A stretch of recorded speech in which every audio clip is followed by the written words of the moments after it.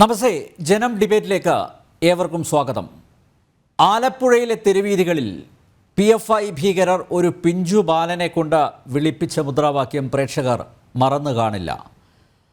മര്യാദയ്ക്ക് ജീവിച്ചില്ലെങ്കിൽ അവിലും മലരും കുന്തുരുക്കവും കരുതി വെച്ചോളൂ എന്ന ഇതര മതസ്ഥർക്കുള്ള ഓർമ്മപ്പെടുത്തലായിരുന്നു ആ മുദ്രാവാക്യം.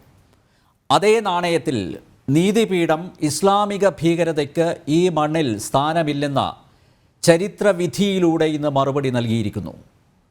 OBC മോർച്ച സംസ്ഥാന സെക്രട്ടറിയായിരുന്ന അഡ്വക്കേറ്റ് രഞ്ജിത്ത് ശ്രീനിവാസനെ നിഷ്ഠൂരമായി കൊലപ്പെടുത്തിയ 15 PFI തീവ്രവാദികൾക്കും വധശിക്ഷ.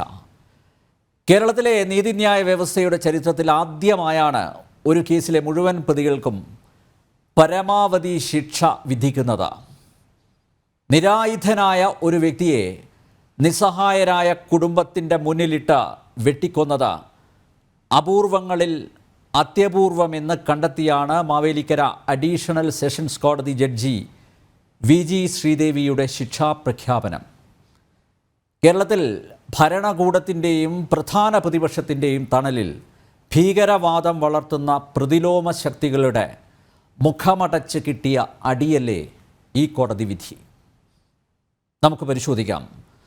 രഞ്ജിത്ത് ശ്രീനിവാസൻ വധക്കേസിലെ special public prosecutor advocate Prathap G Padikkal, BJP വക്താവ് advocate Shankutty Das, retired police officer Shri George Joseph, ഇടത് മുന്നണിയുടെ പ്രതിനിധി അഡ്വക്കേറ്റ് ബലദേവ് സച്ചിദാനന്ദൻ എന്നിവ അതിഥികളാവുന്നു. എല്ലാ അതിഥികളെയും ഈ സംവാദത്തിലേക്ക് സ്നേഹാദരങ്ങളോടെ സ്വാഗതം ചെയ്യുന്നു. അപ്പം പ്രേക്ഷകരെയും ഞാൻ ഈ സംവാദം അഡ്വക്കേറ്റ് ശങ്കുവിൽ നിന്ന് ആരംഭിക്കുകയാണ്. ശങ്കു, കോടതി വിധി, ചരിത്ര വിധി എങ്ങനെ നോക്കിക്കാണുന്നു താങ്കൾ?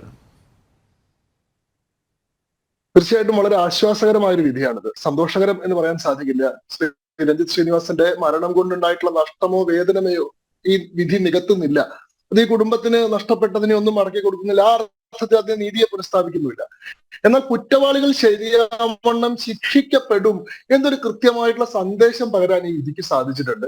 അങ്ങനെ ഒരു പഴുതടച്ചിട്ടുള്ള ഒരു വിചാരണ പൂർത്തിയാക്കി കൃത്യമായി കുറ്റം സ്ഥാപിച്ച് മുഴുവൻ പ്രതികളെയും ശിക്ഷിക്കുന്നതിനുതകുന്ന സാഹചര്യം സൃഷ്ടിച്ച ആദ്യത്തെ കാര്യം തന്നെ NR ജയരാജിന്റെ നേതൃത്വത്തിൽ, അന്നത്തെ ആലപ്പുഴ ജില്ലാ പോലീസ് മേധാവിയായിരുന്ന NR ജയരാജിന്റെ നേതൃത്വത്തിലുള്ള പോലീസ് സംഘത്തെയും ആ കേസ് വളരെ കൃത്യമായി പ്രസന്റ് ചെയ്ത് ഏറ്റവും ശക്തമായി വാദങ്ങൾ അവതരിപ്പിച്ച് പ്രതികൾക്ക് പരമാവധി ശിക്ഷ മേടിച്ച് കൊടുക്കുന്നു എന്ന് ഉറപ്പുവരുത്തിയിട്ടുള്ള ശ്രീ പ്രതാപ് ജി പടിക്കലിന്റെ നേതൃത്വത്തിലുള്ള പ്രോസിക്യൂഷനെയും ആദ്യം തന്നെ അഭിനന്ദിക്കാൻ ഞാൻ ഈ അവസരം ഉപയോഗിക്കുകയാണ്. തീർച്ചയായിട്ടും നിങ്ങളുടെ പ്രവർത്തനം വലിയ അഭിനന്ദനം അർഹിക്കുന്നുണ്ട്, വലിയ മികവുള്ളതാണ്. വലിയൊരു സംഭവമാണ്, ചരിത്രപരമായ ഒരു സംഭവമാണ്. അങ്ങ് തന്നെ ശരിയാവണ്ണം ആദ്യം സൂചിപ്പിച്ചതുപോലെ ഇന്ത്യയുടെ നീതിന്യായ വ്യവഹാരത്തിന്റെ ചരിത്രത്തിൽ തന്നെ ഇത്രയേറെ ആളുകൾക്ക് ഒന്നിച്ച് വധശിക്ഷ കൊടുക്കുന്ന ഒരു സമ്പ്രദായം മുന്നേ കേട്ടുകേൾവിയില്ലാത്തതാണ്. കേരളത്തിന്റെ ചരിത്രത്തിൽ ഇന്ന് വരെ ഒരു കേസിൽ 15 പ്രതികൾക്ക് ഒന്നിച്ച് വധശിക്ഷ, ആ പ്രതിപട്ടികയിൽ ഉൾപ്പെട്ടിട്ടുള്ള മുഴുവൻ ആളുകൾക്കും വധശിക്ഷ കൊടുക്കുക എന്നൊരു സംഭവം ഉണ്ടായിട്ടില്ല. കാരണം നമ്മുടെ രാജ്യം അനുവർത്തിച്ചു വരുന്ന വധശിക്ഷയുമായി ബന്ധപ്പെട്ട ഒരു നയമുണ്ട്, റയറസ്റ്റ് ഓഫ് റയർ ഡോക്ട്രിൻ. അപൂർവങ്ങളിൽ അപൂർവമായിട്ടുള്ള കുറ്റകൃത്യങ്ങളിൽ ഒഴിച്ചുകൂടാനാവാത്ത സാഹചര്യങ്ങളിൽ മാത്രം വധശിക്ഷ കൊടുക്കുക എന്നുള്ളതാണ്. എന്നാൽ ഈ കേസിൽ ഇത് റയറസ്റ്റ് ഓഫ് റയർ എന്ന് പറയുന്ന ക്വാളിഫിക്കേഷൻ എല്ലാ നിലയിലും പൂർത്തീകരിക്കുന്ന ഒരു കേസാണ്. ഇതിൽ ഉൾപ്പെട്ടിട്ടുള്ള ഏതെങ്കിലും ഒരു പ്രതി ഏതെങ്കിലും സാഹചര്യത്തിൽ ഒരു ഇളവ് അർഹിക്കുന്നില്ല, ദയ അർഹിക്കുന്നില്ല പ്രതികൾ എന്നായിരുന്നു പ്രതികളുടെ കുറ്റം സ്ഥാപിച്ചുകൊണ്ടുള്ള കഴിഞ്ഞ ദിവസം ഇപ്പൊ വിധിയാണ് ഇന്ന് വന്നത്. ഇതിനു മുമ്പ് 20-ാം തീയതി ഇവർ കുറ്റവാളികളാണെന്ന് പ്രഖ്യാപിച്ചുകൊണ്ടുള്ള വിധി ഉണ്ടായിരുന്നു. അന്ന് തന്നെ ബഹുമാനപ്പെട്ട കോടതി സൂചിപ്പിച്ചത് ഒരു നിലയ്ക്കും ദയവ് അർഹിക്കുന്ന ആളുകളല്ല ഈ പ്രതികളെന്ന്.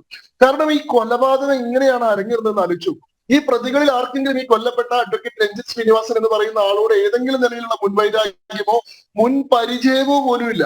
അദ്ദേഹത്തെ കൊലപ്പെടുത്തുന്നതിലേക്ക് നയിക്കുന്ന സാഹചര്യമല്ല, അദ്ദേഹത്തെ തെരഞ്ഞെടുക്കുന്നതിനുള്ള കാരണം എന്താണ്?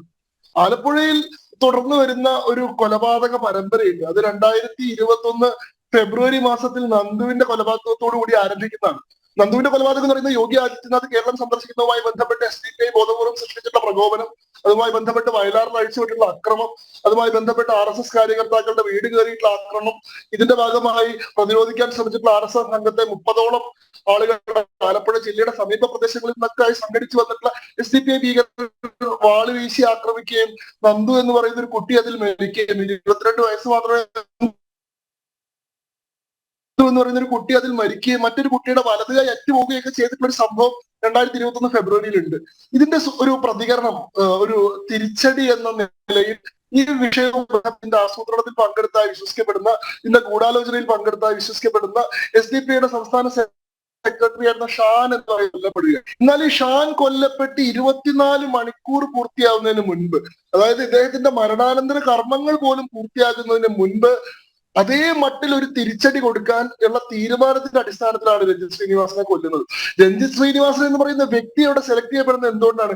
ഏതെങ്കിലും ഒരു BJP-കാരൻ, ഏതെങ്കിലും ഒരു RSS-കാരൻ, ഏതെങ്കിലും ഒരു ഹിന്ദുത്വ പ്രവർത്തകൻ കൊന്നാൽ മതി. സംസ്ഥാന നേതാവിന് പകരം സംസ്ഥാന നേതാവ്, സെക്രട്ടറിക്ക് പകരം സെക്രട്ടറി, ഈ പറയുന്ന ശവത്തിന് പകരം ചോരയ്ക്ക് പകരം ചോര എന്ന് പറയുന്ന ഈ മൃതദേഹങ്ങൾ കൊണ്ട് തൂക്കം ഒപ്പിക്കുന്ന വളരെ അപകടകരമായിട്ടുള്ള ഒരു കണക്കിലാണ് അഡ്വക്കേറ്റ് രഞ്ജിത്ത് ശ്രീനിവാസൻ കൊല ചെയ്യപ്പെടുന്നത്. അഡ്വക്കേറ്റ് രഞ്ജിത്ത് ശ്രീനിവാസൻ കൊല ചെയ്യപ്പെടുമ്പോഴാണ് നമ്മുടെ സംസ്ഥാനത്ത് നിലനിന്ന് വളരെ ഭീഷണമായിട്ടുള്ള ഒരു യാഥാർത്ഥ്യം. അതായത് ഒരു അടിയന്തര സാഹചര്യത്തിൽ പെട്ടെന്ന് കൊല്ലാവുന്ന ആളുകളുടെ ഒരു പട്ടിക തന്നെ ഇവർ തയ്യാറാക്കിയിരുന്നു, ഒരു ഹിറ്റ് ലിസ്റ്റ് തയ്യാറാക്കിയിരുന്നു. ഒരു കൊലപാതകം അടിയന്തരമായിട്ട് 24 മണിക്കൂറിനുള്ളിൽ നടത്തണമെന്ന് തീരുമാനിച്ചു കഴിഞ്ഞാൽ അതിൽ കൊല്ലേണ്ട ആളുകളുടെ ഒരു പ്രയോറിറ്റി ലിസ്റ്റ് തയ്യാറാക്കിയിട്ട് ഇതിൽ ഏറ്റവും എളുപ്പത്തിൽ കൊല്ലാൻ കഴിയുന്ന ഒരാളെ തെരഞ്ഞെടുത്ത് കൊല്ലുക എന്നുള്ള മോഡസ് ഓപ്പറാൻഡിയാണ് ഇവർ ഫോളോ ചെയ്തത്. ഇവർ തയ്യാറാക്കിയിട്ടുള്ള ആ പട്ടികയിൽ ഉൾപ്പെട്ടു പോയിരുന്നു എന്നതാണ് അഡ്വക്കേറ്റ് ശ്രീനിവാസന്റെ ആകെയുള്ള കുറ്റം. അതല്ലാതെ ഈ ഷാൻ വധവുമായി ബന്ധപ്പെട്ട് ഏതെങ്കിലും നിലയിൽ പങ്കാളിയായിട്ടുള്ള ആളല്ല അഡ്വക്കേറ്റ് രഞ്ജിത്ത് ശ്രീനിവാസൻ. ആ കൊലപാതകത്തിൽ നേരിട്ട് പങ്കെടുക്കുകയോ ആ കൊലപാതകത്തിന്റെ ഗൂഢാലോചനയിലോ ആസൂത്രണത്തിലോ പങ്കെടുക്കുകയോ ആ കൊലപാതകവുമായി ബന്ധപ്പെട്ട കേസിൽ അപ്പിയർ ചെയ്യുകയോ അങ്ങനെ ഏതെങ്കിലും നിലയിൽ ഒരു ബന്ധം ആ കൊലപാതകവുമായിട്ടില്ല. തന്നെയുമല്ല, ഏതെങ്കിലും ക്രിമിനൽ കുറ്റവുമായിട്ട് യാതൊരു ബന്ധമില്ലാത്ത ആളാണ് അദ്ദേഹം. ഒരു പെറ്റി കേസിൽ പോലും ഇന്നുവരെ പ്രതിയായിട്ടില്ലാത്ത ആളായിരുന്നു അദ്ദേഹം. അദ്ദേഹത്തെ പറ്റി അദ്ദേഹത്തിന്റെ ശത്രുക്കൾക്ക് പോലും യാതൊരു ആക്ഷേപവും ഉണ്ടായിരുന്നില്ല. അദ്ദേഹം ഒരു പ്രാക്ടീസിംഗ് ലോയർ ആയിരുന്നു. ആലപ്പുഴ കോടതിയിൽ സജീവമായി പ്രാക്ടീസ് നടത്തിയിരുന്ന ഒരു പ്രാക്ടീസിംഗ് ലോയർ ആയിരുന്നു. വളരെ സൗമ്യനായ, വളരെ ശാന്തശീലനായ, വളരെ സൗഹൃദത്തോടു കൂടി എല്ലാവരോടും ഇടപെട്ടിരുന്ന ഒരാളായിരുന്നു. നിങ്ങൾക്ക് നോക്കിയാൽ അറിയാം, അഡ്വക്കേറ്റ് രഞ്ജിത്ത് ശ്രീനിവാസൻ കൊല ചെയ്യപ്പെട്ട അന്ന്, അതായത് 2021 ഡിസംബർ 19 ആണെങ്കിൽ ഡിസംബർ 20 ആലപ്പുഴ ജില്ലയിലുള്ള മുഴുവൻ കോടതികളിലെയും അഭിഭാഷകന്മാര് കോടതി പ്രൊസീഡിങ്സ് അന്ന് ബഹിഷ്കരിച്ചു.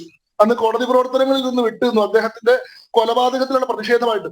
അത് രാഷ്ട്രീയത്തിന്റെ അടിസ്ഥാനത്തിലല്ല ചെയ്തത്.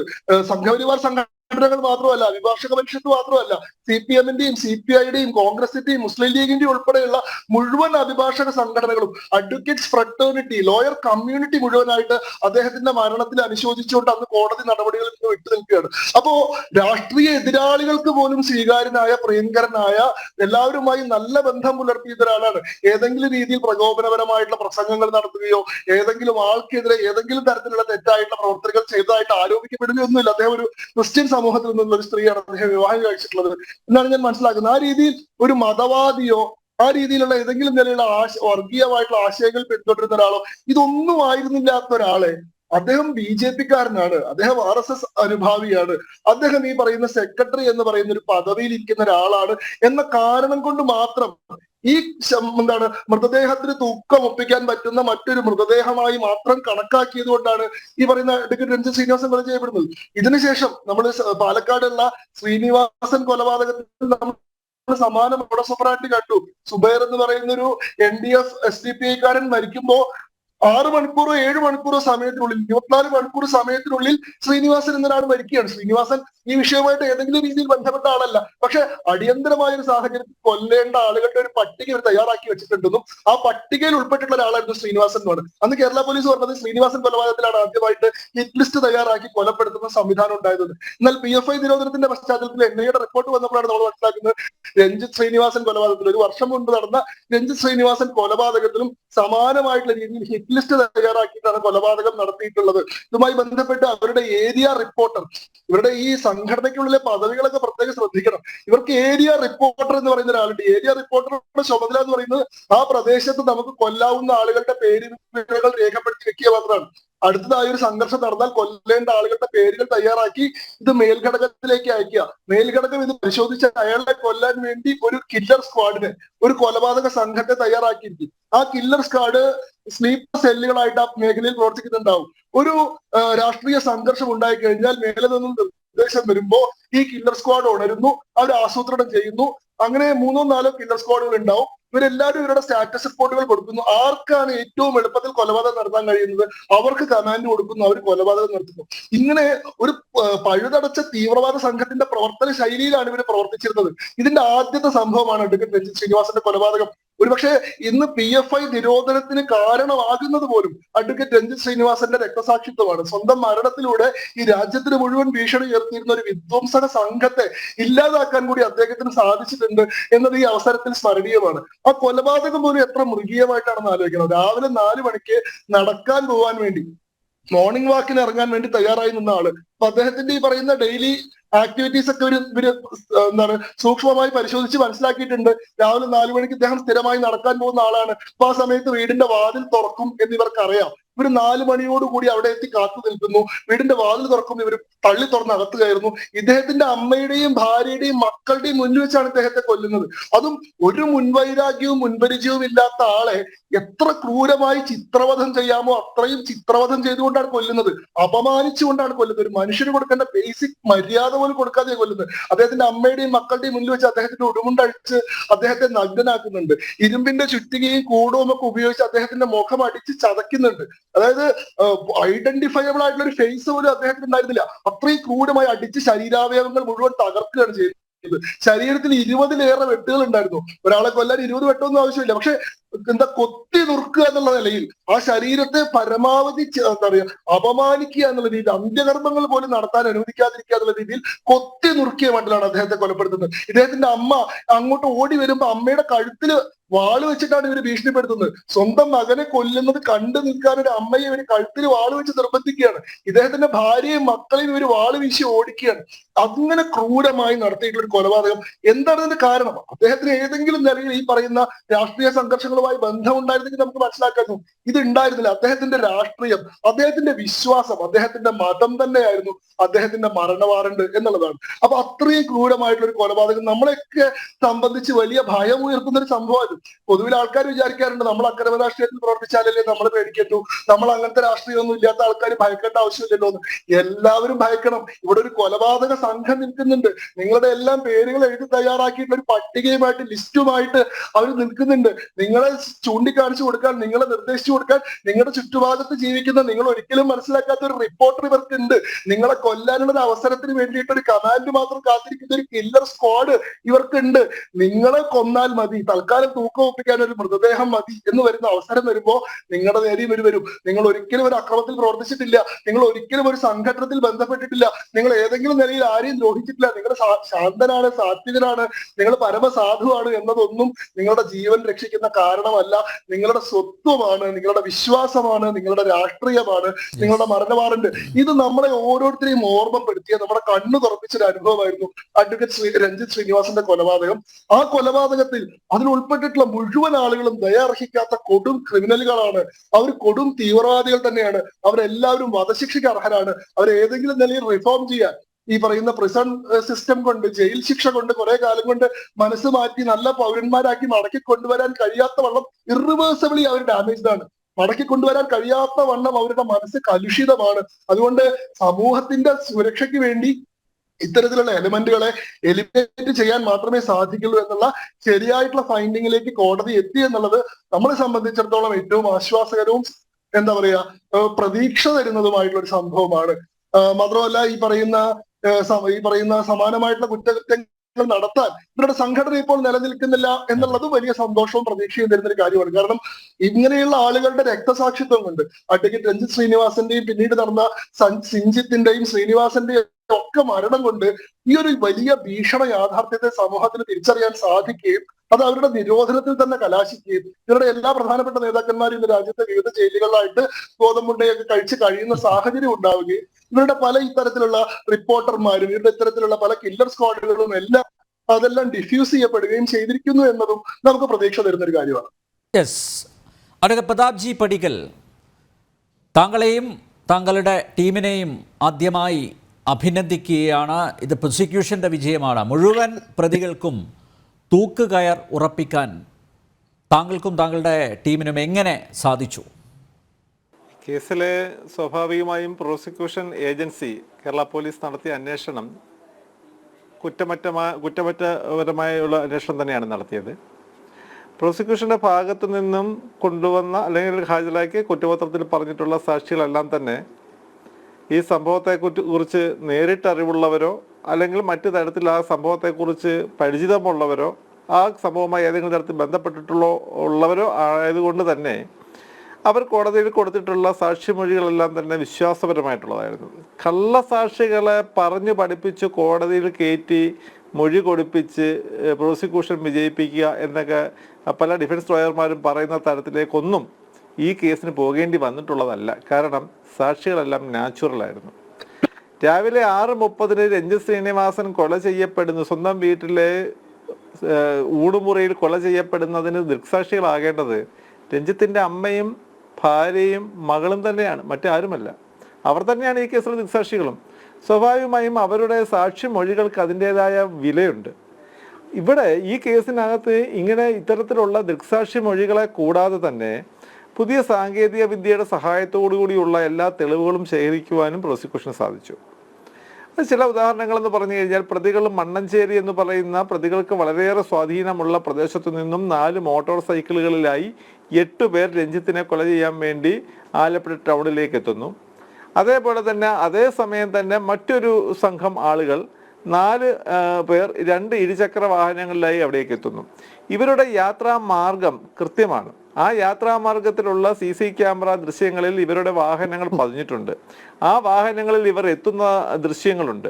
ആ വാഹനങ്ങളിൽ ഇവർ എത്തുന്നതിനുണ്ടാകുന്ന സമയവും ഇവരുടെ സഞ്ചാര മാർഗവും ഗൂഗിൾ മാപ്പ് പോലെയുള്ള നവീന സാങ്കേതിക മാർഗങ്ങൾ ഉപയോഗിച്ച് കോടതിയിൽ കൊണ്ടുവരാൻ പ്രോസിക്യൂഷന് സാധിച്ചിട്ടുണ്ട്. ഈ പ്രതികൾ ആ സമയത്ത് അവരുടെ മൊബൈൽ ഫോണുകൾ അവരുടെ മൊബൈൽ ഫോണുകളുടെ ടവർ ലൊക്കേഷനുകൾ അവരുടെ യാത്രാമാർഗത്തെ പ്രോസിക്യൂഷൻ്റെ തെളിവുകളെ സ്വാധീകരിക്കുന്ന തരത്തിലുള്ളതാണ് എന്ന് കൊണ്ടുവരുവാൻ സാധിച്ചിട്ടുണ്ട്. മറ്റൊന്ന്, എന്തിന് രഞ്ജിത്ത് ശ്രീനിവാസനെ കൊലപ്പെടുത്തണം? ആ കൊലപ്പെടുത്തണം നമ്മൾ സാധാരണ രീതിയിൽ നിയമത്തിൻ്റെ ഭാഷയിൽ മോട്ടീവ്, ദൃക്സാക്ഷികളുള്ള കേസിൽ മോട്ടീവ് ഒരു പ്രധാന ഘടകമല്ല എങ്കിൽ പോലും ഈ കേസിനകത്ത് മോട്ടീവും കൃത്യമായ തരത്തിൽ തന്നെ കോടതിക്ക് മുമ്പാകെ തെളിയിക്കുവാൻ സാധിച്ചു. നമ്മൾ സൂചിപ്പിച്ച പോലെ നന്ദുകൃഷ്ണ കൊലപാതകത്തിന് ശേഷം സ്വാഭാവികമായും ഒരു റിട്ടാലിയേഷൻ മൂവ്മെന്റ് ഉണ്ടാകും എന്ന് ഈ കേസിലെ പ്രതികൾ ഉൾപ്പെടുന്ന സംഘടനയുടെ പ്രവർത്തകർ കണക്കൂട്ടിയതിൻ്റെ അടിസ്ഥാനത്തിൽ അങ്ങനെ ഒരു റിട്ടാലിയേഷൻ മൂവ്മെന്റ് ഉണ്ടായാൽ എതിർപക്ഷത്തെ ആരെയാണ് കൊല ചെയ്യപ്പെടേണ്ടത് അതിനുവേണ്ടി ഒരു ലിസ്റ്റ് തയ്യാറാക്കി ആ ലിസ്റ്റിലെ 1-ാം പേരുകാരനായി രഞ്ജിത്ത് ശ്രീനിവാസനെ നിർഭാഗ്യവശാൽ അവരോധിച്ച് ആ രഞ്ജിത്ത് ശ്രീനിവാസനെ കൊല ചെയ്യപ്പെടേണ്ടുന്ന രീതി എങ്ങനെയാണ് എന്ന് നിശ്ചയിച്ച് രഞ്ജിത്ത് ശ്രീനിവാസനെ കൊല ചെയ്യാൻ ചെല്ലുന്ന സമയം മാത്രം ഒഴിച്ച് ബാക്കിയുള്ള എല്ലാ പ്രിപ്പറേഷനുകളും നടത്തി രഞ്ജിത്തിൻ്റെ വീട് എവിടെയാണ്, രഞ്ജിത്തിൻ്റെ വീട്ടിൽ ആരൊക്കെയാണ് ഉള്ളത്, രഞ്ജിത്തിൻ്റെ സഞ്ചാരമാർഗം എങ്ങനെയാണ്, ഇവയെക്കുറിച്ചെല്ലാം വളരെ വിശദമായി പഠിച്ച് തന്നെ ഒരു ലിസ്റ്റ് തയ്യാറാക്കി പ്രിപ്പയർ ചെയ്ത് ഒരവസരത്തിനായി കാത്തു നിന്ന് ഒരു ട്രെയിൻഡ് സംഘമായി വന്ന് കൊലപാതകം നടത്തുമ്പോൾ അവർക്ക് വധശിക്ഷയല്ലാതെ മറ്റെന്താണ് കോടതികൾ നൽകേണ്ടത്? തീർച്ചയായും സമൂഹത്തിന് തന്നെ ആപത്താണ് ഇത്തരം പ്രവർത്തികൾ ചെയ്യുന്ന പ്രതികൾ. ആ ആരോപണം അല്ലെങ്കിൽ ആ തരത്തിലുള്ള ഒരു വാദമുഖമാണ് ഈ കേസിൽ പ്രോസിക്യൂഷൻ കോടതിക്ക് മുമ്പാകെ ഉയർത്തിയത്. കേസിൽ കൊണ്ടുവന്നിട്ടുള്ള എല്ലാ സാക്ഷിമൊഴികളും സത്യസന്ധമാണ് എന്ന് സാധാരണ താങ്കൾ പറഞ്ഞതുപോലെ ഒരു കേസിലെ മുഴുവൻ പ്രതികൾക്കും വധശിക്ഷ വാങ്ങിക്കൊടുക്കുക അത് അത്ര എളുപ്പത്തിൽ അത് സാധിക്കില്ല. കോടതിയെ ബോധ്യപ്പെടുത്താനും ബുദ്ധിമുട്ടാണ്. പക്ഷേ ഇവിടെ 15 പ്രതികൾക്കും തൂക്കുകയർ ലഭിച്ചിരിക്കുന്നു. സാധാരണ ഈ എക്സിക്യൂഷനിൽ പങ്കെടുക്കുന്ന ആരാണ് ഈ കൃത്യം നിർവഹിക്കുന്നത് അവർക്കാണ് വധശിക്ഷ കൊടുക്കാറുള്ളത്. ഇപ്പോൾ താങ്കൾ ശ്രദ്ധിച്ചു കാണും, സാമൂഹ്യ മാധ്യമങ്ങളിലൂടെ വരുന്ന പ്രതികരണങ്ങൾ അതൊക്കെ അടിസ്ഥാനമാക്കിയുള്ളതാണ്. ഇപ്പോൾ ഈ എക്സിക്യൂഷനിൽ പങ്കെടുക്കാത്തവർക്കും വധശിക്ഷ ലഭിച്ചിരിക്കുന്നു. അത് എങ്ങനെയാണ്?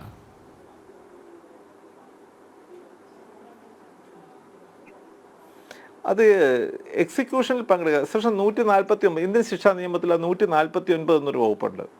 ആ 149-ാം വകുപ്പ് പറയുന്നത് ഒരു കൃത്യത്തിൽ നേരിട്ട് പങ്കെടുത്തിട്ടില്ല എങ്കിൽ പോലും ആ കൃത്യത്തിൻ്റെ ഭാഗഭാക്കാകുന്നവർ അവർ പലതരത്തിൽ അതിനകത്ത് ഭാഗഭാക്കാകാം. അവരോട് പക്ഷേ ആ കൃത്യസ്ഥലത്ത് എത്തണമെന്ന് നിർബന്ധമില്ല.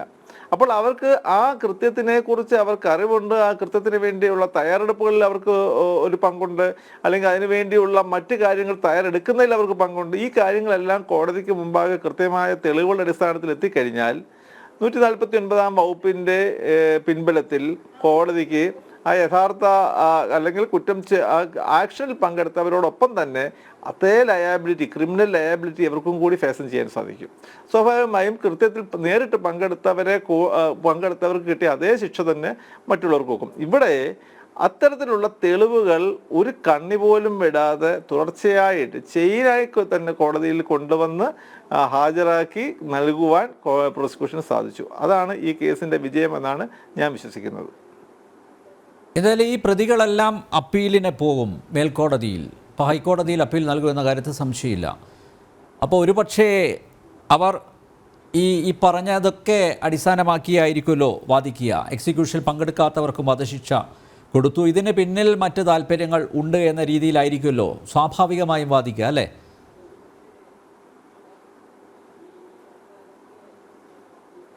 അതെ, തീർച്ചയായും. ഇതിനകത്ത് ഒരു കാര്യം നമ്മൾ ആലോചിക്കേണ്ടത്, ഈ കുറ്റകൃത്യം നടത്തിയത് ആരാണ്? ഈ കുറ്റകൃത്യം നടത്തിയവർ രഞ്ജിത്ത് ശ്രീനിവാസനെ നേരിട്ട് അറിയുന്നു, അങ്ങനെയുള്ള സംഭവമല്ല. ഇതിന് പിന്നിൽ ഒരു ഓർഗനൈസേഷൻ ഉണ്ട്. ആ ഒരു ഓർഗനൈസേഷൻ്റെ കില്ലർ സ്ക്വാഡാണ് ഈ ഒഫൻസ് നടത്തിയിട്ടുള്ളത്. അവർക്ക് ഇന്ന് രഞ്ജിത്ത് ശ്രീനിവാസനെ അവരെ കൊലപ്പെടുത്തിയിട്ടുണ്ടെങ്കിൽ നാളെ മറ്റൊരാളെയാണ് അവർ കൊല ചെയ്യപ്പെടുന്നത്. ഈ കേസിൽ കൊണ്ടുവന്നിരിക്കുന്ന തെളിവുകളുടെ അടിസ്ഥാനത്തിൽ ഞങ്ങൾക്ക് മനസ്സിലായ ഒരു സംഗതി, രഞ്ജിത്ത് ശ്രീനിവാസൻ കൊലപാതക കേസിലെ പ്രതികളെ കൃത്യസമയത്ത് അറസ്റ്റ് ചെയ്യപ്പെട്ടില്ലായിരുന്നുവെങ്കിൽ തുടർച്ചയായിട്ടുള്ള കൊലപാതകങ്ങൾ ആലപ്പുഴ ജില്ലയിൽ അല്ലെങ്കിൽ കേരള സംസ്ഥാനത്ത് തന്നെ നടന്നേനെ. കാരണം ആ ലിസ്റ്റിൽ രഞ്ജിത്ത് ശ്രീനിവാസന് ശേഷം പേരുള്ള ധാരാളം പേരുണ്ട്. അവരെ ഓരോരുത്തരെയും അവരുടെ വീടുകളെ കുറിച്ചുള്ള കാര്യങ്ങൾ, അവരുടെ വീട്ടിൽ മറ്റാരൊക്കെ ഉണ്ടെന്നുള്ള കാര്യങ്ങൾ, ഈ കാര്യങ്ങളെല്ലാം ഇപ്പം രഞ്ജിത്ത് ശ്രീനിവാസനെ കൊല ചെയ്യപ്പെട്ടത് കൊണ്ട് തന്നെ അദ്ദേഹത്തിൻ്റെ വീട് ചുറ്റുമുള്ള കാര്യങ്ങളെക്കുറിച്ചൊക്കെ ഇവർ തെളിവുകൾ ശേഖരിച്ചിരുന്നു, അല്ലെങ്കിൽ ഇവർ വിവരങ്ങൾ ശേഖരിച്ചു എന്നുള്ളത് മുമ്പിൽ വന്നു. പക്ഷേ ആ ലിസ്റ്റിലുള്ള മറ്റു പലരുടെയും വിവരങ്ങൾ ഇതുപോലെ ശേഖരിച്ചിട്ടുണ്ട്. എനിക്ക് കൃത്യമായി പറയാൻ സാധിക്കുന്ന ഒരു സംഗതിയുണ്ട്. ഈ കേസിലെ ചില ഡിജിറ്റൽ തെളിവുകൾ കോടതിയിൽ ഹാജരാക്കപ്പെടുകയുണ്ടായി. ആ ഡിജിറ്റൽ തെളിവുകൾ ഹാജരാക്കപ്പെട്ടതിൽ പ്രതികൾ ശേഖരിച്ച് വെച്ചിട്ടുള്ള ആലപ്പുഴ ജില്ലയിലെ കൊല ചെയ്യപ്പെടേണ്ടവരുടെ ലിസ്റ്റിലുള്ള പലരുടെയും ചിത്രങ്ങളുണ്ടായിരുന്നു. അപ്പോൾ ആ ചിത്രങ്ങൾ കോടതിയിൽ ഇത് ആരുടേതാണ് എന്ന് പ്രൂവ് ചെയ്യുന്നതിന് വേണ്ടി അതിന് പരിചയമുള്ള ആളുകളെ സാക്ഷിയാക്കി പ്രോസിക്യൂഷൻ ഭാഗത്തു നിന്നും വിസ്തരിച്ച വേളയിൽ ഒരു സാക്ഷിയോട് അയാളുടെ ചിത്രം അതിലുണ്ട് എന്നുള്ളത് മുൻകൂട്ടി സൂചന കൊടുത്തിരുന്നില്ല. അപ്പോൾ കോടതിയിൽ സ്ക്രീനിൽ ഡിസ്പ്ലേ ചെയ്യുന്ന കൂട്ടത്തിൽ പെട്ടെന്ന് സ്വന്തം ചിത്രം കൂടി വന്നപ്പോൾ ആ സാക്ഷിക്കൂട്ടിൽ നിന്ന് ഞെട്ടുന്ന ഒരു സാക്ഷിയെ ഞാൻ കണ്ടതാണ്. അപ്പോൾ മരണഭയം എന്ന് പറയുന്നത് ഒരു വലിയ ഭയം തന്നെയാണ്. കാരണം അടുത്ത നിമിഷം കൊല ചെയ്യപ്പെടും എന്നുള്ള ചിന്തയോടുകൂടി ജീവിക്കേണ്ടി വരുന്നൊരു സാഹചര്യം ഉണ്ടാകുമ്പോൾ ആ സമൂഹത്തിനെ രക്ഷിക്കാൻ വേണ്ടി കോടതികൾ ഇതുപോലത്തെയുള്ള ശിക്ഷാവിധികൾ പുറപ്പെടുവിക്കേണ്ടതുള്ളതല്ലേ? അല്ലെങ്കിൽ പിന്നെ നീതിന്യായ വ്യവസ്ഥയിൽ സാധാരണക്കാരന് എന്ത് വിശ്വാസമാണ് ഉണ്ടാകുന്നത്? അതുകൊണ്ട് തന്നെ ഈ പ്രതികൾക്ക് നൽകിയിട്ടുള്ള ശിക്ഷ ഇനി മുകളത്തെ കോടതികളിൽ പോയാൽ പോലും വലിയ മാറ്റങ്ങളൊന്നും ഉണ്ടാകുമെന്ന് വിശ്വസിക്കുന്നില്ല. കാരണം തെളിവുകൾ കൃത്യമാണ്. അവിടെ ദൃക്സാക്ഷികളുടെ മൊഴികൾ മാത്രമല്ല, അതിനുവേണ്ടിയുള്ള സാങ്കേതിക തെളിവുകളും സാഹചര്യ തെളിവുകളും കൂട്ടി കൊണ്ടുവരാൻ പ്രോസിക്യൂഷൻ സാധിച്ചിട്ടുണ്ട്. അവയെ കൃത്യമായി ഒത്തുചേർക്കാനും പ്രോസിക്യൂഷൻ സാധിച്ചിട്ടുണ്ട്. അതായത് ഈ ഹിറ്റ് ലിസ്റ്റാണ് ഈ 15 പ്രതികളുടെയും വധശിക്ഷ ഉറപ്പാക്കിയ പ്രധാന ഘടകം. കോടതിയുടെ നിരീക്ഷണത്തിലും അതുണ്ട് എന്നാണ് ഞാൻ മനസ്സിലാക്കുന്നത്. 3-ാം പ്രതി അനൂപിൻ്റെ ഭാര്യയുടെ മൊബൈൽ ഫോണിൽ നിന്നും, തെറ്റാണെങ്കിൽ തിരുത്താം, PFI ഉന്മൂലനം ചെയ്യാൻ ലക്ഷ്യമിട്ട BJP RSS നേതാക്കളുടെ പട്ടിക, ഹിറ്റ് ലിസ്റ്റ്, DYSP NR ജയരാജിൻ്റെ നേതൃത്വത്തിലുള്ള അന്വേഷണ സംഘം കണ്ടെത്തിയിരുന്നു. ഹിറ്റ് ലിസ്റ്റിലെ ആദ്യ പേരുകാരനായിരുന്നു അഡ്വക്കേറ്റ് രഞ്ജിത്ത് ശ്രീനിവാസൻ. ഈ കേസിൽ ശക്തവും സുതാര്യവുമായ അന്വേഷണം നടന്നില്ലായിരുന്നെങ്കിൽ ഈ സുപ്രധാന ഡിജിറ്റൽ തെളിവ് പ്രോസിക്യൂഷന് ലഭിക്കുമായിരുന്നില്ല.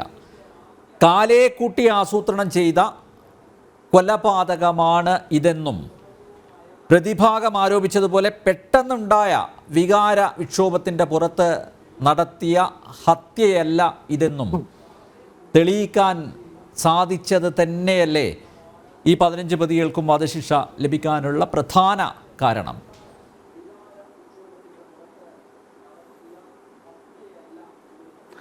തീർച്ചയായും. കാരണം ദൃക്സാക്ഷികളോട് മുമ്പ് സൂചിപ്പിച്ചതുപോലെ ഈ കേസിൽ ആദ്യമേ പ്രതികൾ കോടതിയിൽ എടുത്ത ഒരു ഡിഫൻസ് എന്ന് പറയുന്നത് ഇവരാരും SDPI പോപ്പുലർ ഫ്രണ്ട് സംഘടനകളുമായി ബന്ധമുള്ളവരല്ല എന്നുള്ള തരത്തിലായിരുന്നു.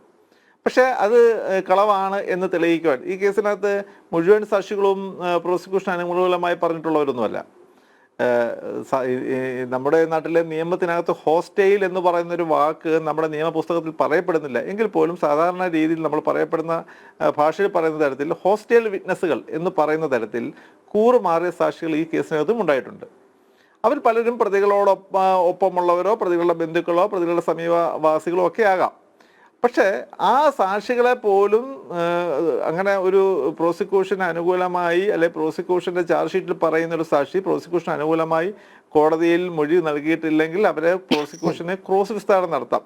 നമ്മുടെ നാട്ടിലെ നിയമം അനുവദിക്കുന്നുണ്ട്. അപ്രകാരം അവരെയൊക്കെ വളരെ വിശദമായി തന്നെ ക്രോസ് വിസ്താരത്തിന് ഞാൻ വിധേയമാക്കിയിട്ടുണ്ടായിരുന്നു. അപ്പോൾ അവരിൽ നിന്നൊക്കെ ആദ്യമേയൊക്കെ പലതും മറച്ചു വെക്കാൻ ശ്രമിച്ചിട്ടുണ്ടെങ്കിൽ പോലും പിന്നീട് സത്യം അവരുടെ വായിൽ നിന്ന് തന്നെ കോടതിയിൽ പറയേണ്ടി വന്നിട്ടുണ്ട്. അപ്പോൾ അതിൽ നിന്നെല്ലാം കൃത്യമായൊരു സംഗതി, ഈ കേസിലെ 14ാം പ്രതിയായിട്ടുള്ള ആ 14ാം പ്രതിയുടെ ഭാര്യ മണ്ണഞ്ചേരി പഞ്ചായത്തിലെ ഒരു SDPI സ്ഥാനാർത്ഥിയായി മത്സരിച്ച് വിജയിച്ച ജനപ്രതിനിധിയാണ്. അവരുടെ വീടിന് തൊട്ട് സമീപത്ത് തന്നെയുള്ള മറ്റൊരു വീട്ടിൽ ഒരു ഗൂഢാലോചന നടന്നിരുന്നു എന്ന് കാണിക്കുവാനും ഈ സാക്ഷികളെയൊക്കെ ക്രോസ് ആ വീടിൻ്റെ ഉടമസ്ഥയൊക്കെ കോടതിയിൽ വന്ന് കൂറുമാറി മൊഴി പറയാനുണ്ടായത്. പക്ഷെ അവരെയൊക്കെ ക്രോസ് വിസ്താരത്തിൽ കൂടി അങ്ങനെ കൊണ്ടുവരാൻ സാധിച്ചു. അപ്പോൾ ഇങ്ങനെ കൊണ്ടുവന്ന സാക്ഷി മൊഴികളിൽ കൂടിയും അതേപോലെ തന്നെ കോടതിയിൽ അതിനകത്ത് എടുത്തു പറയേണ്ട സംഗതി, ചില സാക്ഷികൾ കോടതിയിൽ വന്ന് മൊഴി നൽകിയത് ഞാനത് അടിവരയിട്ട് പറയാൻ ആഗ്രഹിക്കുകയാണ്. വളരെയധികം ഭീഷണിയുടെ ഇടയിൽ നിന്നുമാണ് അവർ കോടതിയിൽ വന്ന് മൊഴി നൽകാൻ സാധിച്ചത്. ഇപ്പോൾ പോലീസിൻ്റെ സഹായമുണ്ട്, അവർക്ക് വിറ്റ്നസ് പ്രൊട്ടക്ഷൻ സ്കീം പോലെയുള്ള നടപടികൾ നമ്മുടെ നാട്ടിൽ നിലവിലുണ്ടെങ്കിൽ പോലും ഒരു സാക്ഷിയെ ഭയപ്പെടുത്താൻ ഒക്കുന്ന തരത്തിലുള്ള ഭയം പല സമയത്തും പ്രതികളുമായി ബന്ധപ്പെട്ടവരോ ഈ കേസിനകത്ത് ഉയർത്തിയിട്ടുണ്ടായിരുന്നു. അപ്പോൾ ആ ഭീഷണിയുടെ എല്ലാം ഇടയിൽ നിന്നുമാണ് പല സാക്ഷികളും കോടതിയിൽ വന്ന് സത്യം കോടതിക്ക് മുമ്പാകെ പറഞ്ഞത്. ഈ കേസിലെ സാക്ഷികൾ എന്ന് പറയുമ്പോൾ ഏതെങ്കിലും ഒരു പ്രത്യേക പാറ്റേണിലുള്ളവരായിരുന്നില്ല. സമൂഹത്തിന് ഏറ്റവും താഴെ തട്ട് മുതൽ സമൂഹത്തിന് ഏറ്റവും ഉയർന്ന തട്ട് വരെയുള്ള വിവിധ മേഖലകളിലുള്ളവർ ഈ കേസ് സാക്ഷികൾ ഉണ്ടായിട്ടുണ്ട്. അവർ BJP-ക്കാർ ഉണ്ടായിരുന്നു, അത് CPM-കാരുണ്ടായിരുന്നു, കോൺഗ്രസ്സുകാരുണ്ടായിരുന്നു, പല വിധത്തിലുള്ളവർ ഈ കേസ് സാക്ഷികളായിട്ടുള്ളവർ ഇപ്പം ഇവരുടെ എല്ലാം അതായത് ഏതെങ്കിലും ഒരു പ്രത്യേക വ്യക്തികളെ എങ്ങനെയെങ്കിലും കേസിൽ പ്രതികളാക്കണമെന്നുള്ള ഉദ്ദേശത്തോടു കൂടി ഫ്രെയിം ചെയ്ത് കൊണ്ടുവന്ന ഒരു കേസായിരുന്നില്ല. മറിച്ച് ഒറിജിനൽ പ്രതികൾക്ക് കൃത്യമായ ശിക്ഷ ലഭിക്കണമെന്നുള്ള ഉദ്ദേശത്തോടു കൂടി തന്നെ തയ്യാറാക്കിയ ഒരു കേസായതുകൊണ്ട് ആ കേസിലെ സാക്ഷികളും എല്ലാ സാക്ഷികളും തന്നെ ഇതിനകത്ത് ജെനുവിനിറ്റി ഉള്ളവരായിരുന്നു. അവരുടെ മൊഴികളിൽ നിന്ന് അത് വ്യക്തമായിരുന്നു. ഇവരെയൊക്കെ വളരെ എനിക്ക് തോന്നുന്നു കേരളത്തിൽ ലഭ്യമായതിൽ വെച്ച് ഏറ്റവും ശക്തമായ ഒരു ഡിഫൻസ് അഭിഭാഷക നിരയാണ് ഈ കേസിലെ പ്രതിഭാഗം കോടതിയിൽ ഹാജരാക്കിയത്. ദിവസങ്ങളോളം എടുത്താണ് പല സാക്ഷികളെയും അവർ ക്രോസ് വിസ്താരം നടത്തിയത്. പക്ഷേ ആ ക്രോസ് വിസ്താരത്തിൽ നിന്നൊന്നും പ്രോസിക്യൂഷന്റെ കേസുകൾ കളവാണെന്ന് വരുത്താൻ നോക്കുന്ന ഒരു വാക്ക് പോലും ഒരു വരി പോലും ഈ കേസിനകത്ത് ലഭ്യമായിട്ടില്ല. മറിച്ച് പ്രോസിക്യൂഷന്റെ കേസുകളെ കൃത്യമായ അതിൽ ഉറച്ചു തന്നെ മുന്നോട്ട് പോകുന്ന മൊഴികളാണ് എല്ലാ സാക്ഷികളും കൊടുത്തിട്ടുള്ളത്. അതുകൊണ്ടാണ് ശിക്ഷയെക്കുറിച്ചുള്ള വാദം വന്ന സമയത്ത് പ്രോസിക്യൂഷൻ ശക്തമായി തന്നെ ഇത് അപൂർവങ്ങളിൽ അത്യപൂർവമായ കേസായതുകൊണ്ട് തന്നെ ഏറ്റവും പരമാവധി ശിക്ഷ ഈ പ്രതികൾക്ക് ലഭ്യമാക്കണം എന്ന തരത്തിലുള്ള വാദം പറഞ്ഞിട്ടുള്ളത്. അതുകൊണ്ട് തന്നെയാണ് കോടതിയുടെ വിധിന്യായത്തിൽ തന്നെ ജനാധിപത്യ രാഷ്ട്രത്തിൻ്റെ നെടുന്തൂണുകളിലൊന്നാണ് കോടതികളെന്നും അതുകൊണ്ട് തന്നെ ഇത്തരമുള്ള കുറ്റകൃത്യങ്ങൾക്ക് നേരെ കണ്ണടച്ചിരിക്കാൻ സാധിക്കത്തില്ല എന്നും പ്രതികൾ ഈ നിയമത്തിൻ്റെ യാതൊരു ദയാദാക്ഷിണ്യവും അർഹിക്കുന്നവരല്ല എന്നുമുള്ള ഒരു നിരീക്ഷണം കൂടി കോടതി കണ്ടെത്തിയിട്ടുള്ളത്. അതായത് ഈ കേസിലെ ഒരു പ്രധാന സാക്ഷിയായ രഞ്ജിത്ത് ശ്രീനിവാസിൻ്റെ ഭാര്യ ഇന്ന് ഞങ്ങളോട് പറയുകയുണ്ടായി ഒരു കാര്യം.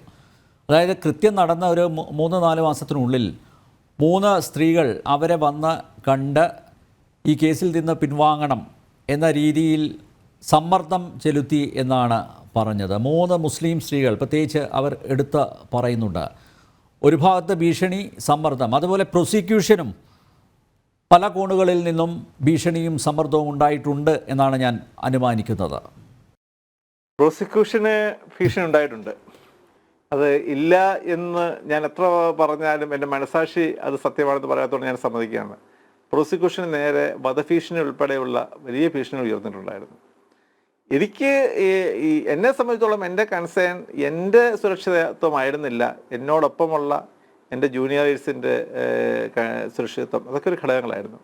പക്ഷെ ഇതൊന്നും കണ്ട് ഭയന്ന് പ്രതിഭാഗം പറയുന്നത് കേട്ടുകൊണ്ടിരിക്കുക എന്നുള്ളത് ഒരു രീതിയല്ല നമ്മൾ ഇതുവരെ അനുവർത്തിച്ച് വന്നിട്ടുള്ളത് എന്നുള്ളത് കൊണ്ടും ഒരു കാരണവശാലും ഇത്തരത്തിലുള്ള ഒരു ഭീഷണികളെയും അതിന് മുമ്പിൽ തല കുടിച്ചു കൊടുക്കാൻ നമ്മൾ തയ്യാറാകാത്തത് കൊണ്ടും അതിനൊന്നും നമ്മൾ ഒരു വിലയും കൊടുത്തിട്ടില്ല. അവരെന്ത് ഭീഷണി വേണമെങ്കിലും മുഴക്കിക്കോട്ടെ, അതൊന്നും നമ്മളെ സംബന്ധിച്ചിടത്തോളം ബാധകമല്ല. കൃത്യമായ തരത്തിലുള്ള തെളിവുള്ള കോടതിയിൽ കൊണ്ടുവന്ന് പ്രതികളെ അവരർഹിക്കുന്ന ശിക്ഷ വാങ്ങിച്ച് നൽകണം എന്നുള്ള ദൃഢനിശ്ചയത്തോടു കൂടി തന്നെയാണ് പ്രോസിക്യൂഷൻ ഈ കേസ് മുന്നോട്ട് കൊണ്ടുപോയത്. ഈ രഞ്ജിത്ത് ശ്രീനിവാസിൻ്റെ ഭാര്യ പറഞ്ഞ ആ കാര്യം, അതിൽ ഒരു അന്വേഷണം നടത്തേണ്ടതല്ലേ? ഇവരെ ആരാണ് അയച്ചത്, എന്തായിരുന്നു ഇവരുടെ ഉദ്ദേശ്യം എന്നുള്ളതിനെക്കുറിച്ചൊരു അന്വേഷണം അതും ആവശ്യമല്ലേ, പ്രത്യേകിച്ച് ഈ ഒരു ഘട്ടത്തിൽ?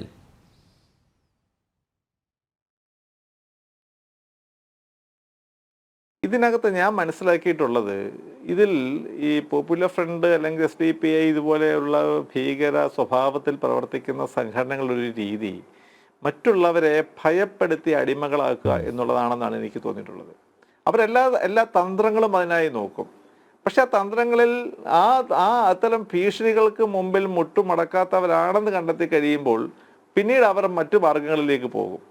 ഇവിടെ ശ്രീമതി ലിഷ രഞ്ജിത്ത് അവരുടെ നേരെ ഇത്തരത്തിലുള്ള ഒരു നീക്കങ്ങൾ നടന്നിട്ടുണ്ടെങ്കിൽ എനിക്ക് തോന്നുന്നു, എൻ്റെ അറിവിൽ അവർ പരാതികളൊക്കെ നൽകിയിട്ടുണ്ടായിരിക്കാം എന്നുള്ളതാണ് ഞാൻ മനസ്സിലാക്കിയിട്ടുള്ളത്. അതിനെതിരെ അതുമായി ബന്ധപ്പെട്ട അന്വേഷണമൊക്കെ നടക്കുന്നുണ്ടാകാം. പക്ഷേ ഈ കേസിനകത്തൊരു പ്രധാന സംഗതി എന്ന് പറയുന്നത് എപ്പോഴും പ്രതികൾ തെറ്റിദ്ധരിപ്പിക്കാൻ വേണ്ടിയുള്ള ശ്രമങ്ങൾ മനഃപൂർവ്വമായി തന്നെ ചില സമയത്ത് നടത്തിയിട്ടുണ്ടോ എന്ന് സംശയിക്കേണ്ടിയിരിക്കുന്നു. നിങ്ങൾക്ക് പഴയ വീഡിയോകൾ കാണുമ്പോൾ മനസ്സിലാകും, ഈ കേസിലെ 15 പ്രതികൾ കോടതിയിൽ വിചാരണ സമയത്ത് വന്നുകൊണ്ടിരുന്നത് ഒരേ തരത്തിലുള്ള വേഷങ്ങൾ ധരിച്ചുകൊണ്ട്, വെള്ളമുണ്ട്, വെള്ള ഷർട്ട്, വെള്ള സ്കാർഫ്, തല മുഴുവൻ മൂടിക്കെട്ടുന്ന വെള്ള തരത്തിലെ തുണി, വെള്ള ചെരുപ്പുകൾ, ഒരു തരത്തിലും ഞങ്ങളെ കോടതിയിൽ സാക്ഷികൾ തിരിച്ചറിയരുത് എന്നുള്ള ഉദ്ദേശത്തോടു കൂടി തന്നെയാണ് വന്നുകൊണ്ടിരുന്നത്. പക്ഷെ പിന്നീട് കോടതിയിൽ സാക്ഷികളെ ഇവരെ തിരിച്ചറിഞ്ഞു കഴിഞ്ഞതോടുകൂടി അത് മാറി. പിന്നീട് കോടതിയിലെ പല തരത്തിലുമുള്ള അവരുടെ ബോഡി ലാംഗ്വേജ്, ശരീരഭാഷ ഈ നീതിന്യായ വ്യവസ്ഥയെ തന്നെ വെല്ലുവിളിക്കുന്ന തരത്തിലുള്ളതായിരുന്നു. പലപ്പോഴും വളരെ അസഹനീയമായിരുന്നു. അഭിഭാഷകരെ ആയാലും ശരി, പ്രോസിക്യൂഷൻ അഭിഭാഷകരെ ഒക്കെ ആയാലും പോലും വളരെ മോശമായ തരത്തിലുള്ള ആംഗ്യങ്ങൾ കാണിക്കുക, ആംഗ്യ വിക്ഷേപങ്ങൾ നടത്തുക, ഇത്തരത്തിലുള്ള പലതരത്തിലുള്ള പ്രവർത്തികളും അവർ കോടതിയിൽ നടത്തിയിട്ടുണ്ടായിരുന്നു. പക്ഷെ അതിൻ്റെയൊക്കെ പിന്നാലെ പോയി ഈ വിചാരണയുടെ സമയം അവർ എനിക്ക് തോന്നുന്നു ഒരു പക്ഷേ പ്രതികൾ ഉദ്ദേശിച്ചത് ഏതെങ്കിലും തരത്തിലുള്ള വിചാരണ നീട്ടിക്കൊണ്ടു പോകാൻ ഇതൊക്കെ സാധിക്കുമെന്നുള്ള തരത്തിലുള്ള പരീക്ഷണാർത്ഥമുള്ള നടപടികളായിരിക്കാം അവർ സ്വീകരിച്ചിട്ടുള്ളത്. പക്ഷെ അതിൻ്റെ ഒന്നും പുറകിന് പോയി കോടതിയുടെ സമയവും അതേപോലെ തന്നെ ഈ വിചാരണ സമയവും വിചാരണ തടസ്സപ്പെടുന്ന ഒരു സാഹചര്യം ഉണ്ടാകേണ്ട എന്ന് കരുതി കൃത്യമായ തരത്തിൽ വിചാരണയുമായി നമ്മൾ മുന്നോട്ട് പോവുകയായിരുന്നു. ഇന്ന് അതുകൊണ്ട് തന്നെ ജഡ്ജ്മെന്റിൽ ബഹുമാനപ്പെട്ട കോടതി അത് കൃത്യമായി രേഖപ്പെടുത്തിയിട്ടുണ്ട്. കോടതിയിലെ പ്രതികളുടെ ശരീരഭാഷ പലപ്പോഴും അവരുടെ ഭാഗത്തു നിന്നും അവർ ചെയ്തിട്ടുള്ള പ്രവൃത്തിക്ക് യാതൊരു തരത്തിലുള്ള പശ്ചാത്താപവും ഉള്ളതായി തോന്നിയിട്ടില്ല എന്ന് കോടതി എഴുതി ചേർത്തിട്ടുണ്ട് ജഡ്ജ്മെന്റിൽ. അപ്പോൾ അതിൽ നിന്ന് തന്നെ മനസ്സിലാക്കാൻ സാധിക്കും കോടതി മുറികളിൽ അവർ എങ്ങനെയാണ് പെരുമാറിയിട്ടുള്ളത്. കേസിലെ പ്രതികളെ കുറ്റക്കാരാണെന്ന് കണ്ടെത്തി കഴിഞ്ഞതിന് ശേഷം പ്രതികളെ തിരിച്ച് ജയിലിലേക്ക് കൊണ്ടുപോകുന്ന വഴിക്ക് അവർ ഈ പ്രതികൾ നടത്തിയ ചില ആംഗ്യ വിക്ഷേപങ്ങൾ, ഇത് നമ്മുടെ കേരളത്തിലെ സമൂഹം മുഴുവനും മാധ്യമങ്ങളിൽ കൂടി കണ്ടതാണ്. അപ്പോൾ അതിൽ നിന്നെല്ലാം മനസ്സിലാകുന്നത് കോടതിക്കോ നീതിന്യായ വ്യവസ്ഥയ്ക്കോ ഒക്കെ അതീതരാണ് തങ്ങൾ, ഇതൊന്നും തങ്ങളെ ബാധിക്കുന്നവരല്ല എന്നുള്ള തരത്തിലുള്ള പരാമർശങ്ങൾ. ഇന്നും എനിക്ക് മനസ്സിലാക്കാൻ സാധിച്ചത് ചില പ്രകോപനപരമായ കാര്യങ്ങൾ ഇവരെ സപ്പോർട്ട് ചെയ്യാൻ വേണ്ടി വന്ന ചിലരുടെ ഭാഗത്തു നിന്നും കോടതി കോമ്പൗണ്ടിനുള്ളിൽ വെച്ച് പോലും നടന്നിട്ടുണ്ട് എന്നുള്ളതൊക്കെയാണ്. അപ്പോൾ ഇങ്ങനെ ഇതിനെ ഒന്നും ഞങ്ങൾക്ക് ബാധകമല്ല എന്ന് ചിന്തിക്കുന്ന ഒരു വിഭാഗം ക്രിമിനലുകൾക്ക് കിട്ടിയ കനത്ത അടി തന്നെയാണ് ഈ വിധി എന്ന് തന്നെയാണ് ഞാൻ വിശ്വസിക്കുന്നത്. യെസ്, അഡ്വക്കേറ്റ് ബലദേവ്, ജുഡീഷ്യറി നിയമവാഴ്ചയുടെ രക്ഷാകർത്താവാണ്. അതുകൊണ്ട് തന്നെ ഇത്തരമൊരു കേസിൽ നിയമത്തിൻ്റെ ഇളവ് പ്രതികൾക്ക് നൽകാനാവില്ല. ഒരു രാഷ്ട്രീയ കൊലപാതകമായി ഇതിനെ കാണാനാവില്ല. സാധാരണ രാഷ്ട്രീയ കൊലപാതകങ്ങളും ഈ കേസും തമ്മിൽ വ്യത്യാസമുണ്ട്. ഹിറ്റ് ലിസ്റ്റ് തയ്യാറാക്കി സൂക്ഷിച്ചത് ഗൂഢാലോചനയുടെ പരിധികൾ എത്രയെന്ന് തെളിയിക്കുന്നു. കൊല്ലപ്പെട്ടയാൾ രഞ്ജിത്ത് ശ്രീനിവാസൻ സമൂഹത്തിന് നന്മ മാത്രം ചെയ്തയാളാണ്. ഒരു ക്രിമിനൽ കുറ്റവും രഞ്ജിത്ത് ചെയ്തിട്ടില്ല. നേരത്തെ സ്പെഷ്യൽ പബ്ലിക് പ്രോസിക്യൂട്ടർ ചൂണ്ടിക്കാണിച്ചതുപോലെ പ്രതികളുടെ കോടതിയിലെ പെരുമാറ്റത്തിൽ പശ്ചാത്താപമുള്ളതായി കണ്ടിട്ടില്ല. നിരായുധനായ ഒരാളെ വളഞ്ഞിട്ട് ആക്രമിച്ചത് കൊലപാതകത്തിൻ്റെ നിഷ്ഠൂരതയ്ക്ക് തെളിവാണ്.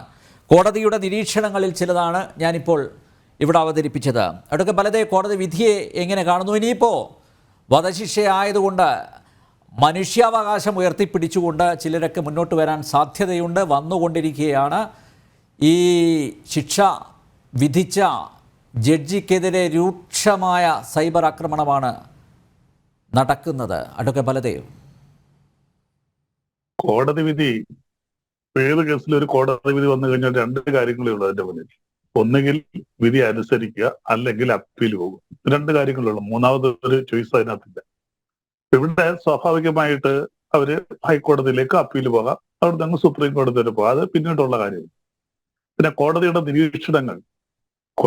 നിരീക്ഷണങ്ങൾ പ്രതികൾക്കെതിരെ 100% ബിയോണ്ട് ഡൗട്ട് വരണം. അങ്ങനെ വന്നെങ്കിൽ മാത്രമേ കോടതി പരമാവധി ശിക്ഷയിലേക്ക് പോകത്തു. ഇവിടെ 1% സംശയമുണ്ടെങ്കിൽ പ്രതികളെ ശിക്ഷിക്കാൻ പാടില്ല എന്ന് നമ്മുടെ നിയമവ്യവസ്ഥയിൽ പറയുന്നു. അപ്പൊ അന്വേഷണവും അതുപോലെ തെളിവുകളും എല്ലാം തന്നെ it should be proved beyond doubt. അങ്ങനെ വന്നെങ്കിൽ മാത്രമാണ്. അത് മാത്രമല്ല, ബിയോണ്ട് ഡൗട്ടിൽ അത് പ്രൂവ് ചെയ്യുക എന്നുള്ളത് പ്രധാനമായിട്ടും പ്രോസിക്യൂഷനാണ് അത് ചെയ്യേണ്ടത്. ഒരു കേസിനെ സംബന്ധിച്ചുള്ള പ്രധാനപ്പെട്ട കാര്യം എന്ന് പറയുന്നത്, വിശേഷിച്ചും കൊലപാതക കേസുകൾക്കുള്ള പ്രത്യേകത, സാധാരണ ഒരു അടിപിടി കേസിനകത്ത് അടിക്കേസാകുമ്പോൾ 326 മജിസ്ട്രേറ്റ് കോടതിയിൽ വരുന്ന ഏറ്റവും വലിയ ട്രയലാണ് 10 വർഷത്തിൽ കൂടുതൽ ശിക്ഷിച്ചു. അതിനകത്ത് അടി കൊണ്ടയാൾ ഇൻജേർഡ് നേരിട്ട് വന്ന് മൊഴി പറയുകയാണ്. ഇവിടെ കൊലപാതക കേസിലുള്ള പ്രത്യേകത, അത് 302 ആയാലും അങ്ങനെ വരുന്ന കേസുകളിലെല്ലാം കൊല ചെയ്യപ്പെട്ട് കഴിഞ്ഞു. അപ്പൊ അങ്ങനെ ഒരു മൊഴിയില്ല. പിന്നെ കോടതി റിലൈ ചെയ്യുന്നത് 4 എവിഡൻസുകളാണ്. പ്രധാനപ്പെട്ട എവിഡൻസ് ആണ് ഓറൽ എവിഡൻസ്. ഇവിടെ പ്രോസിക്യൂട്ടർ പറഞ്ഞതുപോലെ വരുന്ന സാക്ഷികൾ കോടതിയിൽ കൊടുക്കുന്ന മൊഴിയും അത് ചീഫും അത് ക്രോസും വരും. അതിനുശേഷമാണ് മെറ്റീരിയൽ എവിഡൻസ്, ഞങ്ങൾ കോടതിയിൽ തന്നെ എംബോസ് എന്ന് പറയും, അത് എന്തൊക്കെ ഹാജരാക്കും. പിന്നീടുള്ളൊരു പ്രധാനപ്പെട്ടതാണ് സയന്റിഫിക് എവിഡൻസ്. ശാസ്ത്രീയമായിട്ട് ഈ പ്രതികൾ തന്നെയാണ് ഇന്ന വെപ്പൺസ് ഉപയോഗിച്ച് ഇത് ചെയ്തു എന്ന് തെളിയിക്കുക. അതാണ് ഏറ്റവും പ്രധാനപ്പെട്ട ഒരു കാര്യം, സയന്റിഫിക് എവിഡൻസ്. പക്ഷേ 4മതൊരു എവിഡൻസ് ഉണ്ട്, സർക്കംസ്റ്റാൻഷ്യൽ എവിഡൻസ്, സാഹചര്യ തെളിവ്. ഈ 3 എവിഡൻസും പരാജയപ്പെട്ടിട്ടുള്ളിടത്തും കൊലപാതക കേസുകളിൽ സാഹചര്യ തെളിവുകൾ വെച്ചുകൊണ്ട് തന്നെ കോടതിക്ക് ബോധ്യപ്പെട്ടു ഈ പ്രതികൾ തന്നെയാണ് കുറ്റം ചെയ്യുന്നത്, പണിഷ്മെന്റുമായിട്ട് പോയിട്ടു. ഇവിടെയുള്ള പ്രത്യേകത മാക്സിമം പണിഷ്മെന്റ് ആണ് ക്യാപിറ്റൽ പണിഷ്മെന്റ്. ഇപ്പൊ ക്യാപിറ്റൽ പണിഷ്മെന്റ് കൊടുക്കുമ്പോൾ അതിനകത്ത് പരമാവധി എവിഡൻസ് ഹാജരാക്കുകയും ആ എവിഡൻസുകളെല്ലാം തെളിയിക്കപ്പെടുകയും ചെയ്യും. ഹാജരാക്കിയാൽ മാത്രം പോരാ. അപ്പൊ അത് പ്രധാനമായിട്ട് 2 ഡ്യൂട്ടിയാണ്. ഒന്ന്, ഈ എവിഡൻസുകളെല്ലാം കോടതിയിൽ കൊടുക്കേണ്ട ചാർജ് ഷീറ്റിനോടൊപ്പം ഇൻവെസ്റ്റിഗേറ്റിംഗ് ഓഫീസറാണ്. ഈ സംഭവം നടന്ന 2021 ഡിസംബർ 18-നാണ്. അപ്പൊ വളരെ പെട്ടെന്ന് തന്നെ കുറ്റപത്രം സമർപ്പിക്കുകയും ആ കുറ്റപത്രത്തിൽ ഞാൻ നേരത്തെ പറഞ്ഞതുപോലെ സയന്റിഫിക് ആയിട്ട് തന്നെ കൃത്യമായിട്ട് അന്വേഷിച്ചിട്ട് അതിന്റെ എല്ലാ രേഖകളും കോടതിയിൽ ഒരു കാരണവശാലും ലൂപ്പ് ഹോൾ ഇല്ലാതെ ആ സാഹചര്യ തെളിവുകൾ ഉൾപ്പെടെ എല്ലാം കോടതിയിൽ ഹാജരാക്കി. 160 സാക്ഷികളുണ്ടായിരുന്നു. കുറച്ചുപേര് ഹോസ്റ്റലായി എന്ന് ബഹുമാനപ്പെട്ട പ്രോസിക്യൂട്ടർ തന്നെ പറഞ്ഞു. അപ്പൊ ഇങ്ങനെ ഈ തെളിവുകളെല്ലാം പരിശോധിച്ചുകൊണ്ട് അതിന്റെ പരമാവധിയിലേക്ക് പോകുമ്പോൾ ഒരു സെഷൻസ് കോടതിയുടെ പരിധിക്ക് മുകളിലാണ് ക്യാപിറ്റൽ പണിഷ്മെന്റ്, ഹൈക്കോടതിയുടെ കൺകറന്റ് വേണം. അപ്പം അങ്ങനെ ആ മാക്സിമം പണിഷ്മെന്റിലേക്ക് പോയിരിക്കുകയാണ്.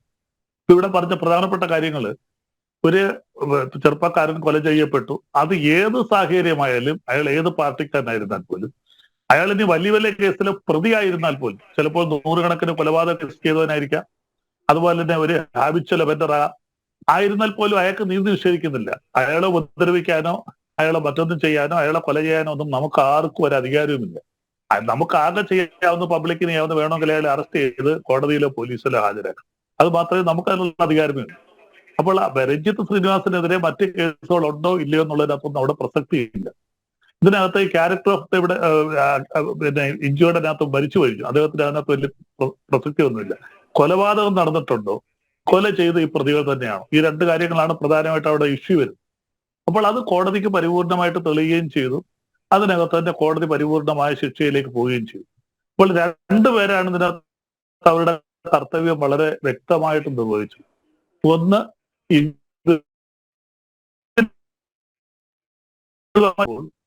ഇൻവെസ്റ്റിഗേഷന്റെ ഭാഗത്ത് ചാർജ് ഷീറ്റിൽ ചില ലൂപ്പ് ഹോൾസ് ആണ്. അതിലത്തെ 1ാമത്തെ ലൂപ്പ് ഹോൾസ് ആണ് ഇപ്പോഴും നിങ്ങൾക്ക് പ്രോസിക്യൂട്ടർ അറിയായിരിക്കും. തിരുവനന്തപുരത്ത് RSS പ്രവർത്തകർ ഒരു KSRTCയിലെ ഒരു ഉദ്യോഗസ്ഥനെ കൊന്നതുമായിട്ട് ബന്ധപ്പെട്ട് AVP-കാരാണ്. അവരെ ഹൈക്കോടതി ശിക്ഷിച്ചു, പക്ഷെ സുപ്രീം കോടതി വെറുതെ വിട്ടു. ഐഡന്റിഫിക്കേഷൻ ഓഫ് അക്യൂസ്ഡ് ആയിരുന്നു. കാര്യം സാക്ഷികൾ വന്നതെന്ന് കണ്ടാൽ അറിയാവുന്ന പ്രതി എന്ന് പറഞ്ഞാൽ അതിലത്തെ ഏറ്റവും നിർണായകമായ കാര്യമെന്ന് പറയുന്നത് ആ പ്രതികളെ ഐഡന്റിഫൈ ചെയ്യണം. അത് വെറുതെ ഐഡന്റിഫൈ ചെയ്താൽ പോരാ, ഐഡന്റിഫിക്കേഷൻ പരേഡ് നടത്തി ഐഡന്റിഫൈ ചെയ്യണം. അതും ഒരു എക്സിക്യൂട്ടീവ് മജിസ്ട്രേറ്റിന്റെ സാന്നിധ്യത്തിൽ കോടതിയുടെ പെർമിഷനിലായിരിക്കണോ നടത്തുന്നത്. ഈ ഐഡന്റിഫിക്കേഷൻ പരേഡിനകത്ത് ഇപ്പോൾ സുപ്രീം കോടതി ഈ പറഞ്ഞ AVP പ്രവർത്തകരെ വെറുതെ വിട്ടത്. ലേറ്റസ്റ്റ് ആയിട്ട് വന്ന എനിക്ക് തോന്നുന്നു ബഹുമാനപ്പെട്ട പ്രോസിക്യൂട്ടർ ഡിഫൻസ് ഒക്കെ അതൊക്കെ റിലേ ചെയ്തതാണ്, പ്രോസിക്യൂട്ടറല്ല ഡിഫൻസ് റിലേ ചെയ്തതാണ്. അപ്പൊ ഇതിനകത്ത് ഹൈക്കോടതിയൊക്കെ അവരെ വെറുതെ വിട്ടു, സുപ്രീം കോടതിയാണ് ശിക്ഷിച്ചത്. അപ്പൊ ഹൈക്കോടതി വരെ വെറുതെ വിട്ടത് ഐഡന്റിഫിക്കേഷൻ പ്രോപ്പർ അല്ലായിരുന്നു എന്ന് പറഞ്ഞാൽ, പക്ഷെ ശിക്ഷിച്ചത് സുപ്രീം വന്നപ്പോൾ ആ പ്രതികളെ വെറുതെ വിട്ടു. കാര്യം എന്താ? ഐഡന്റിഫിക്കേഷൻ പ്രോപ്പർ അല്ലായിരുന്നു. അപ്പൊ ഐഡന്റിഫിക്കേഷൻ ഇങ്ങനെയുള്ള കേസുകളിൽ ഏറ്റവും പ്രധാനപ്പെട്ട കാര്യം എന്ന് പറയുന്നത് കണ്ടാൽ അറിയാവുന്ന പ്രതി എന്ന് പറഞ്ഞാൽ ഐഡന്റിറ്റി പ്രൂവ് ചെയ്യണം. അപ്പോൾ ഐഡന്റിഫിക്കേഷൻ ഓഫ് ദ അക്യൂസ്ഡ് ആണ് ഏറ്റവും പ്രധാനപ്പെട്ട കാര്യം. അത് ഇൻവെസ്റ്റിഗേഷൻ അങ്ങേയറ്റം കൃത്യമായിട്ട് ചെയ്തില്ലെങ്കിൽ ഇവിടെ പ്രോസിക്യൂട്ടർ തന്നെ പറഞ്ഞു ഇവര് ഒരേ വസ്ത്രം ധരിച്ചുകൊണ്ട്. ഇപ്പം ഞാൻ അങ്ങനെ ഒരു സർക്കിൾ ഇൻസ്പെക്ടർ എറിഞ്ഞ ഒരു കേസ് 9 പോലീസുകാർക്ക് ഏറുകൊണ്ട ഒരു 307 കേസ് ഞാനിപ്പോ സബ് കോടതി ട്രയൽ നടന്നു. അവിടെ ഈ പ്രശ്നത്തിലാണ് ഞാൻ പിടിച്ചു നിൽക്കുന്നത്. ഐഡന്റിഫൈ ചെയ്തിട്ടില്ല, ഐഡന്റിഫിക്കേഷൻ പറ്റിയിട്ടില്ല. ഈ പ്രതികൾ തിരിച്ചറിയാത്ത രീതിയിൽ ഒരേ വേഷത്തിലേക്ക് നമ്മൾ ഹാജരാക്കും. അത് ഡിഫൻസ് ലായർ ചെയ്യുന്നതാണ്. അപ്പൊ ഇവിടെ പക്ഷേ ഇങ്ങനെ വന്നനേക്കാൾ പോലും ഈ 15 പ്രതികളെയും ഐഡന്റിഫൈ ചെയ്തിട്ടുണ്ടെങ്കിൽ വളരെ വ്യക്തമായിട്ട് തന്നെ ഇൻവെസ്റ്റിഗേറ്റിംഗ് ഓഫീസർ പ്രതികളെ ഈ സാക്ഷികളെ കാണിച്ച് നല്ലതുപോലെ മനസ്സിലാക്കിയിട്ടുണ്ട്. അല്ലെങ്കിൽ കോടതിയിൽ നിൽക്കുമ്പോൾ എന്തെങ്കിലും ഒരു ചെറിയ വ്യത്യാസം വന്നു കഴിഞ്ഞാൽ അത് ആകെ ലൂപ്പോളായിട്ട് മാറും. അപ്പൊ അത്രയ്ക്ക് നല്ലതുപോലെ പ്രോസിക്യൂഷൻ ഈ സാക്ഷികളെ ഈ പ്രതികളെ കാണിച്ച് വ്യക്തമായിട്ട് ഐഡന്റിഫൈ ചെയ്യണം. കാര്യം ഒരിക്കൽ ഐഡന്റിഫൈ ചെയ്ത് കഴിഞ്ഞാൽ പിന്നീട് മാസങ്ങൾ കഴിഞ്ഞായിരിക്കും കോടതിയിൽ ഈ വിറ്റ്നസ് വരുന്നതും ഈ പ്രതികളെ കാണുന്നതും. അവരുടെ മനസ്സിൽ രൂപം മാറാതെ നിൽക്കണം. പോരെങ്കിൽ 4-5 പ്രതികളല്ല, അവർ ഓർത്തിരിക്കാനും ഒക്കെ നമുക്ക് തന്നെ കണ്ടാൽ ഇവരെല്ലാം ഒന്നാണെന്ന് തോന്നും. ഒരമ്മ പറ്റ മക്കളെ പോലെ ഇരിക്കും. അപ്പൊ അതാണ് ഒന്നാമത്തെ കടമ്പ. ഒന്നാമത്തെ കടമ്പയല്ല, ഈ കേസിൽ ഏറ്റവും പ്രധാനപ്പെട്ട കടമ്പ പ്രതികളെ ഐഡന്റിഫൈ ചെയ്യുന്നുള്ള. ഇയാളാണ് അവിടെ ഉണ്ടായിരുന്നതെന്ന് ഈ അദ്ദേഹത്തിന്റെ ഭാര്യയും അമ്മയും ഒക്കെ വ്യക്തമായിട്ട് തന്നെ പറയുന്നത്. അവിടെ എന്തെങ്കിലും കുറ്റം വന്നാൽ ആ പ്രതികൾ രക്ഷപ്പെട്ടു. അതാണ് ഒന്നാമത്തെ കാര്യം. പിന്നീട് ഇവിടെ അദ്ദേഹം തന്നെ പറഞ്ഞു ഓറൽ എവിഡൻസിന്റെ കാര്യം. അത് വളരെ പ്രധാനപ്പെട്ടതെന്നാണ്. കാര്യം ചിലപ്പോൾ ചീഫിൽ പറയുന്ന മൊഴിക്ക് ഘടകവിരുദ്ധമായിട്ട് ക്രോസിൽ പറയുകയും ചിലർ ഹോസ്റ്റൈൽ ആവുകയും ചെയ്യും. പക്ഷെ ചില പ്രോസിക്യൂട്ടർമാർ സ്വീകരിക്കുന്ന ഒരു രീതിയുണ്ട്. പ്രോസിക്യൂട്ടർമാരെ സംബന്ധിച്ച് അവർക്കൊരു പ്രത്യേകതയുണ്ട്. സപ്പോർട്ടിംഗ് വിറ്റ്നസ്, അതായത് ലോയൽ വിറ്റ്നസിനെ ക്രോസ് ചെയ്യാൻ പറ്റില്ല, ചീഫ് ചെയ്യാനേ പറ്റും. പക്ഷെ ചിലപ്പോൾ അവർ കാര്യങ്ങൾ ചെയ്യും. ചില ലോയൽ വിറ്റ്നസിനെ കൊണ്ട് ചില കാര്യങ്ങൾ പറയിക്കണമെന്നുണ്ടെങ്കിൽ പ്രതിക്ക് അനുകൂലങ്ങൾ ചോദിച്ച് ഈ വിറ്റ്നസിനെ കൊണ്ട് ഉത്തരം പറയും. കോടതിയുടെ അനുവാദത്തോടെ അവരെ ഹോസ്റ്റൈലായിട്ട് ഡിക്ലെയർ ചെയ്യും. അങ്ങനെ ലോയൽ വിറ്റ്നസിനെ പോലും ക്രോസ് അതൊക്കെ പലതേ ചില സാങ്കേതിക പ്രശ്നങ്ങളുണ്ട്. എനിക്ക് കംപ്ലീറ്റ് കേൾക്കാൻ പറ്റുന്നില്ല. ഞാൻ താങ്കളിലേക്ക് തിരിച്ചു വരാം. ശ്രീ ജോർജ് ജോസഫ്, ഇവിടെ അന്വേഷണ സംഘം വളരെ സമർത്ഥമായി തെളിവുകൾ കണ്ടെത്തി പ്രതികളെയെല്ലാം പെട്ടെന്ന് തന്നെ പൊക്കി തുറങ്കിൽ അടച്ചു. പഴുതുകൾ ഇല്ലാത്ത അന്വേഷണം അല്ലേ? പ്രോസിക്യൂഷൻ ഏറെ സഹായകമായതും അത് തന്നെയല്ലേ? അന്വേഷണ സംഘത്തെ, പ്രോസിക്യൂഷനെ അഭിനന്ദിക്കുന്നതോടൊപ്പം തന്നെ അന്വേഷണ സംഘത്തെയും അഭിനന്ദിക്കേണ്ടിയിരിക്കുന്നു. ഒരു റിട്ടയേർഡ് പോലീസ് ഓഫീസർ എന്ന നിലയിൽ ഈ കേസിൻ്റെ അന്വേഷണത്തെയും ഈ ശിക്ഷാവിധിയെയും താങ്കൾ എങ്ങനെയാണ് നിരീക്ഷിക്കുന്നത്, ശ്രീ ജോർജ് ജോസഫ്?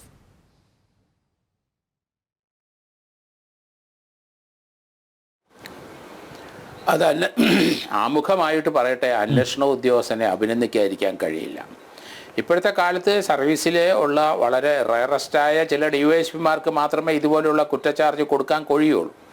ഏതായാലും DYSP ജയരാജും ടീമും അത് 90 ദിവസത്തിനാണ് ചാർജ് ഷീറ്റ് കൊടുത്തു ഈ 15 പേർക്ക് എതിരായിട്ട്. അതാണ് അവരുടെ ഒരു മെച്ചം. രണ്ടാമത് സാക്ഷികൾ 146 സാക്ഷികളെ കോടതിയെ വിസ്തരിക്കുകയും ചെയ്തു. ഏതായാലും അവരുടെ എഫർട്ട് അഭിനന്ദിക്കാതിരിക്കാൻ ഒക്കില്ല. കാരണം പല കേസുകളും നമുക്കറിയാം, ഹൈക്കോടതി സുപ്രീം കോടതിയൊക്കെ ചിലപ്പോൾ വിട്ടുപോകുന്നത്. ഇവിടെ അടിസ്ഥാനപരമായി ഈ കേസിനകത്ത് കൃത്യമായ 15 പ്രതികളുടെ റോള് പറയുകയും ഐഡൻറ്റിഫിക്കേഷൻ നടത്തുക. അതിന് എന്ത് തെറ്റുകുറ്റങ്ങൾ ആര് പറഞ്ഞാലും ശരി ഐഡൻറ്റിഫൈ ചെയ്തു. മറ്റൊരു കാര്യം നമ്മൾ മനസ്സിലാക്കുക, സ്വന്തം മകനെ വെട്ടിക്കൊല്ലുന്ന ഒരു അമ്മ കണ്ടാൽ 10 പേരാണെങ്കിലും 10 പേരുടെ മുഖവും അമ്മയുടെ മനസ്സിൽ ഇരിക്കും. ഭാര്യ എവിടെയുണ്ട്, കൊച്ചുങ്ങളുണ്ട്, അത് ഒന്നും അവർക്ക് ഐഡൻറ്റിഫിക്കേഷൻ ഒരു ബുദ്ധിമുട്ടും വരില്ല എന്നാണ് ഞാൻ പറഞ്ഞത്. ഞാൻ എത്രയോ കേസിനകത്ത് നടത്തിയിരിക്കുന്നു. അതൊക്കെ നമുക്ക് തോന്നില്ല, ആ വാദഗതിയോട് അംഗീകരിക്കാൻ പറ്റില്ല. അതേസമയത്ത് ഈ കേസിനകത്ത് ഒരു പങ്കെടുത്ത 15 പേരും അവരെ 8 പേര് വീടിനകത്തും ഒരാൾ വീടിൻ്റെ പുറകിലും, അതുപോലെ തന്നെ 3 പേര് 8 1 9 3 പേര് അതിൻ്റെ വെളിയിൽ വേറെ ഇവരെ ആരെങ്കിലും ആക്രമിക്കാൻ വരുന്നുണ്ടോ രക്ഷപ്പെടുത്താൻ വരുന്നുണ്ടോ എന്ന് നോക്കി 3 പേര് നിന്നു. അതിനുശേഷം 3 പേര് ഇപ്പം 12 പേരായി.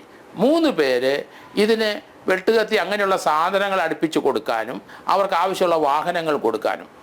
എല്ലാ 15 പേർക്ക് ഒരേ മനസ്സാണ്, ഒരേ ദൃഢനിശ്ചയം തന്നെയാണ്, ഒരേ എയിമാണ്. അത് കോടതിയിലെ പ്രോസിക്യൂഷനും അതുപോലെ DYSPക്കും പ്രൂവ് ചെയ്യാൻ പറ്റിയെന്നുള്ളതാണ്. അത് ആ കോടതിയുടെ മനസ്സിലോട്ട് കയറിയിട്ടുണ്ടത്. കാരണം ഒരാളെ സ്പെയർ ചെയ്യാൻ പറ്റില്ല. അതിനകത്ത് ഒരാൾക്ക് മാത്രം വധശിക്ഷ ഈ കേസിനകത്ത് കൊടുക്കാൻ കഴിയില്ല. 15 പേർക്ക് ഒരുപോലെ കൊടുത്തേ പറ്റുള്ളൂ. കാരണം വെട്ടിയോ കിട്ടിയോ എന്നുള്ള അല്ല പ്രശ്നം, ഒരേ മനസ്സ്, ഒരേ മൈൻഡ്. അത് നേരത്തെ അവർ ആദ്യം അങ്ങേരുടെ ഓഫീസിൽ അഡ്വക്കേറ്റിൻ്റെ ഓഫീസിൽ പോയി കൃത്യം നടത്താൻ പ്ലാൻ ചെയ്തു. അത് നടന്നില്ല, വേറെ ചില സാങ്കേതിക കാരണം കൊണ്ട് അവിടെ നടന്നില്ല.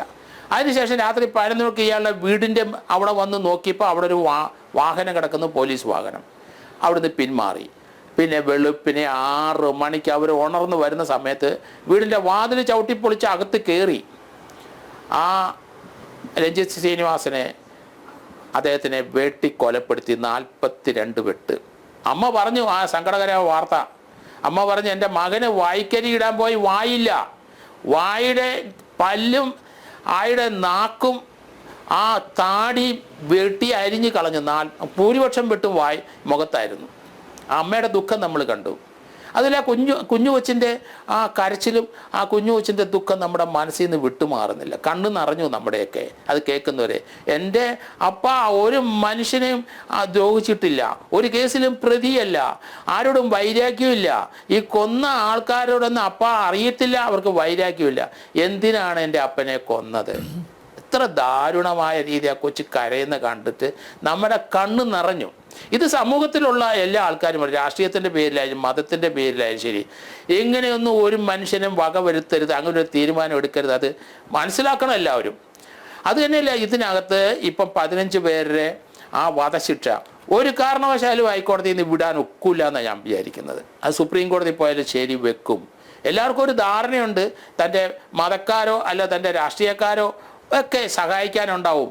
ഒരു മനുഷ്യനെ കൊന്നു കഴിഞ്ഞാൽ നല്ലൊരു പോലീസ് ഉദ്യോഗസ്ഥനും നല്ലൊരു പ്രോസിക്യൂട്ടറും ഉണ്ടെങ്കിൽ രക്ഷപ്പെടാൻ മാർഗമില്ല എന്ന് മനസ്സിലാക്കി. ഇതൊരു ടിപ്പിക്കൽ കേസ് അങ്ങനെയാണ് വന്നത്. ആ ജഡ്ജിനെതിരായിട്ട് സോഷ്യൽ മീഡിയയിൽ വളരെ മോശമായ വളരെയധികം ഇത് വരുന്നുണ്ട്. അതൊന്നും അല്ല പ്രശ്നം നമുക്ക്. കാരണം ആ പോലീസ് കണ്ടെത്തിയ എവിഡൻസുകൾ, ആ പ്രോസിക്യൂട്ടർ പ്രസൻറ്റ് ചെയ്ത എവിഡൻസ്, അത് കോടതിയുടെ മനസ്സിൽ അതേപടി കയറി. അതുകൊണ്ടാണ് 15 പേർക്കും ക്യാപിറ്റൽ പണിഷ്മെൻറ്റ്. 50 പേരെ കൊന്നുകൊണ്ടാണ് ക്യാപിറ്റൽ പണിഷ്മെൻറ്റ് ആവശ്യമില്ല. ഒരാളെ കൊല്ലാൻ ഒരേ മനസ്സോടുകൂടി 50 പേരുണ്ടെങ്കിലും ശരി 50 പേർക്കും ക്യാപിറ്റൽ പണിഷ്മെൻറ്റ് കൊടുത്തേ പറ്റുള്ളൂ. അങ്ങനെയാണ് നിയമം പോകുന്നത്. അപ്പോൾ ഇവിടെ 15 പേർക്ക് കൊടുത്തതിൽ തെറ്റില്ല, കാരണം ഒരാളെ മാറ്റി നിർത്താൻ പറ്റില്ല. അപ്പം ഇതിനകത്ത് അപ്പീൽ പോയാലും സ്കോപ്പില്ല എന്ന് തന്നെയാണ് എൻ്റെ ഒരു ധാരണ. കാരണം ആ സ്പെഷ്യൽ പ്രോസിക്യൂട്ടറെ പല ഇതിലുള്ള ചർച്ചകൾ ഞാൻ കണ്ടു കേട്ടു. വളരെ സ്ട്രെയിൻ എടുത്തിട്ടാണ് അദ്ദേഹമൊക്കെ ഈ കേസ് നടത്തിയത്. ആ പോലീസ് ഉദ്യോഗസ്ഥനെയും ടീമിനെ അഭിനന്ദിച്ചാൽ നമുക്ക് മതി വരില്ല. കാരണം അത്ര കൃത്യമായിട്ട് ഓരോ സാക്ഷികളുടെ പോയിന്റ് എഴുതി അത് പ്രോസിക്യൂട്ടറെ പഠിപ്പിച്ച് പ്രോസിക്യൂട്ടർ അത് മുഴുവൻ പഠിച്ച് അതേപടി കോടതിയിൽ പ്രസൻറ്റ് ചെയ്തതാണ്. വിധി കേട്ട ശേഷം 14 പേര്, ഒരാൾ ഹാർട്ട് അറ്റാക്ക് കൊണ്ട് ഒരു പ്രതി തിരുവനന്തപുരത്താണ്. 14 പേര് ഇറങ്ങിപ്പോയപ്പോൾ അവരുടെ മുഖത്ത് ഒരു ദുഃഖമോ വിഷമോ പ്രയാസമോ ഒന്നുമില്ല. ഒരു മനുഷ്യനെ വെട്ടി നുറുക്കിപ്പോയവരുടെ അങ്ങനെ ഒരു കേസിൻ്റെ ശിക്ഷ ഇത് കിട്ടിക്കഴിഞ്ഞാൽ മനസ്സിലൊക്കെ മനുഷ്യനാണെങ്കിൽ ഒരു ദുഃഖം ഉണ്ടാവും. പക്ഷേ ഇവിടെ അവർക്ക് ആർക്കും ഉണ്ടായില്ല. എല്ലാവരും ചിരിച്ചുകൊണ്ടൊക്കെ തന്നെയാണ് പോയത്. അങ്ങനെ ഒരു മനസ്സുള്ളവരാണ് അവരൊരു മൃഗത്തിൻ്റെ മനസ്സുള്ളവരാണ്. കാരണം അവർക്കാർക്കും മനുഷ്യത്വം ഇല്ലാതെ പോയി. ഞാൻ അന്നേരം ആലോചിക്കുന്നത് ജോസഫ് സാറിൻ്റെ കൈ വെട്ടിയ ആ ആളെയാണ് ഞാൻ ആലോചിക്കുന്നത്. കാരണം ആ ആള് ജോസഫ് സാറിൻ്റെ കൈയെ ഇടത് കൈ വെട്ടിയപ്പം പുള്ളിക്ക് ഒരു ബോധോദയം തോന്നി. ഇടത് കൈ കൊണ്ടല്ലല്ലോ ഇങ്ങേര് ആ ക്വസ്റ്റ്യൻ പേപ്പർ തയ്യാറാക്കിയത്, വലത് കൈ കൊണ്ടാണ്. അതുകൊണ്ടാണ് വലത് കൈ കൂടെ വെട്ടി.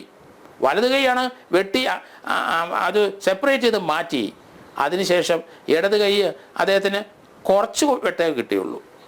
അപ്പോൾ അതൊരു മനസ്സ് നമ്മൾ ആലോചിക്കണം. ഒരു മനുഷ്യൻ്റെ മനസ്സ് ഒരു കാര്യവും ചെയ്തെടുത്ത ഒരു വ്യക്തിയാണ് ജോസഫ് സാർ. ഇവിടെ അത് തന്നെ രഞ്ജിത്ത് ശ്രീനിവാസന് ആരോടും വൈരാഗ്യമില്ല. അദ്ദേഹം ഒരു രാഷ്ട്രീയ സംഘടനയുടെ ഒരു നേതാവായി പോയി അല്ലെങ്കിൽ ഒരു ഭാരവാഹിയായി എന്നല്ലാതെ അത് വെച്ചിട്ട് ഒരു മനുഷ്യനെ ഉപദ്രവിച്ചിട്ടുമില്ല. അപ്പം ഇനി ഈ പോലീസ് അതുപോലെ തന്നെ പ്രോസിക്യൂട്ടർ ശ്രദ്ധിക്കണം. ഗവൺമെൻറ്, ഞാൻ ഗവൺമെൻറ്റിനെ ശ്ലാഘിക്കുന്നുണ്ട്. സാധാരണ എല്ലാ കേസിനകത്തും ഗവൺമെൻറ്റൊക്കെ ഇടപെടുമെന്ന് നമ്മൾ കേട്ടിട്ടുണ്ട്. പക്ഷേ ഇവിടെ കൃത്യമായ പ്രോസിക്യൂഷൻ നടത്തട്ടെ, ശിക്ഷിക്കട്ടെ എന്ന് ഗവൺമെൻറ് കരുതിയെന്നാണ് ഞാൻ കരുതുന്നത്. അല്ലെങ്കിൽ ഇൻ്റർഫിയറൻസ് വന്നല്ല, ഇല്ല, ഒരു ഇൻ്റർഫിയറൻസും വന്നില്ല. ഇൻ്റർഫിയറൻസ് വന്നിരുന്നെങ്കിൽ ഇതുപോലെ ഒരു ക്യാപിറ്റൽ പണിഷ്മെൻറ്റ് വാങ്ങിച്ചു കൊടുക്കാൻ പോലീസിന് കഴിയില്ല, അല്ലെങ്കിൽ പ്രോസിക്യൂട്ടർ കഴിയില്ല. ഒരു ഇൻ്റർഫിയറൻസും ഇല്ല. അതുകൊണ്ടാണ് ഗവൺമെൻറ്റിനും കൂടെ അഭിനന്ദിക്കുന്നത്. കാരണം ഈ കേസിനകത്ത് ഈ ദാരുണമായ അദ്ദേഹത്തിൻ്റെ മരണത്തിൽ ഗവൺമെൻറ് ഇടപെട്ടിട്ടില്ല. കേൾക്കുന്നവർ ഇപ്പം നമ്മൾ തന്നെ ആ കൊച്ചുങ്ങളുടെ കരച്ചിൽ കേട്ടിട്ട് നമ്മൾ വിങ്ങിപ്പൊട്ടുകയാണ്. അതുകൊണ്ട് ഇത് ഹൈക്കോടതി പോയി ഊരാം, അല്ലെ സുപ്രീം കോടതി പോയി ഊരാമെന്നൊന്നും ആരും കരുതണ്ട. ഇന്ത്യയിൽ ക്യാപിറ്റൽ പണിഷ്മെൻറ്റിനോട് പൊതുവേ സുപ്രീം കോടതി ഉൾപ്പെടെ വളരെ നമ്മൾ അതിനോട് യോജിക്കുന്നില്ല. എങ്കിലും 1947 ശേഷം 795 പേരെ ഇവിടെ ക്യാപിറ്റൽ പണിഷ്മെൻറ്റ് വിധേയമാക്കിയിട്ടുണ്ട്. അത് തന്നെ പാർലമെൻറ്റ് ആക്രമിച്ച കേസിൽ അതായത് പങ്കെടുത്ത ഒരാളെ ക്യാപിറ്റൽ പണിഷ്മെൻറ്റ് കൊടുത്തു നമ്മൾ. അപ്പോൾ ഇവിടെ ഈ 15 കൃത്യത്തിന് നേരിട്ട് പങ്കെടുത്തവരല്ലാതെ അതിൻ്റെ പിന്നാമ്പുറത്ത് അവർക്ക് വേണ്ട സഹായങ്ങൾ ചെയ്തവരും അതിന് ഗൂഢാലോചന നടത്തിയവരും ഇതിനു മുമ്പ് അവിടെ വന്ന് ഈ വീടൊക്കെ കാണിക്കാനുള്ള ട്രയൽ റൺ നടത്തിയവരും അതുപോലെ ചില സ്ത്രീകൾ അവിടെ വന്നിട്ട് ആ വീട്ടുകാരെ ഈ മർഡറിന് മുമ്പ് അവരോട് ചില ഭീഷണിപ്പെടുത്തിയ നടപടികളൊക്കെ ഉണ്ടായെന്ന് ഞാൻ കേട്ടിട്ടുണ്ട്. അപ്പോൾ ഇനിയുള്ള 17 പേരിൽ അതെല്ലാം വരും എന്ന് കണക്കാക്കും. അത് ഇനി താമസിപ്പിക്കരുത്. കാരണം അതൊരു 10-30 ദിവസത്തിന് അന്വേഷണം പൂർത്തിയാക്കി ചാർജ് ഷീറ്റ് കൊടുക്കണം. അല്ലാതെ നമുക്ക് ഇതുപോലുള്ള ഈ മർഡർ നമുക്ക് കേരളത്തിൽ നിർത്തണമെന്നുണ്ടെങ്കിൽ ഇതുപോലെയുള്ള പോലീസ് ഉദ്യോഗസ്ഥനും ഇതുപോലെയുള്ള പ്രോസിക്യൂട്ടറും വേണം. അത് മനസ്സിലാക്കി കോടതി കൊടുക്കുന്ന അതുപോലെ ജഡ്ജിനെ അഭിനന്ദിക്കാതിരിക്കാൻ കഴിയില്ല. യെസ്.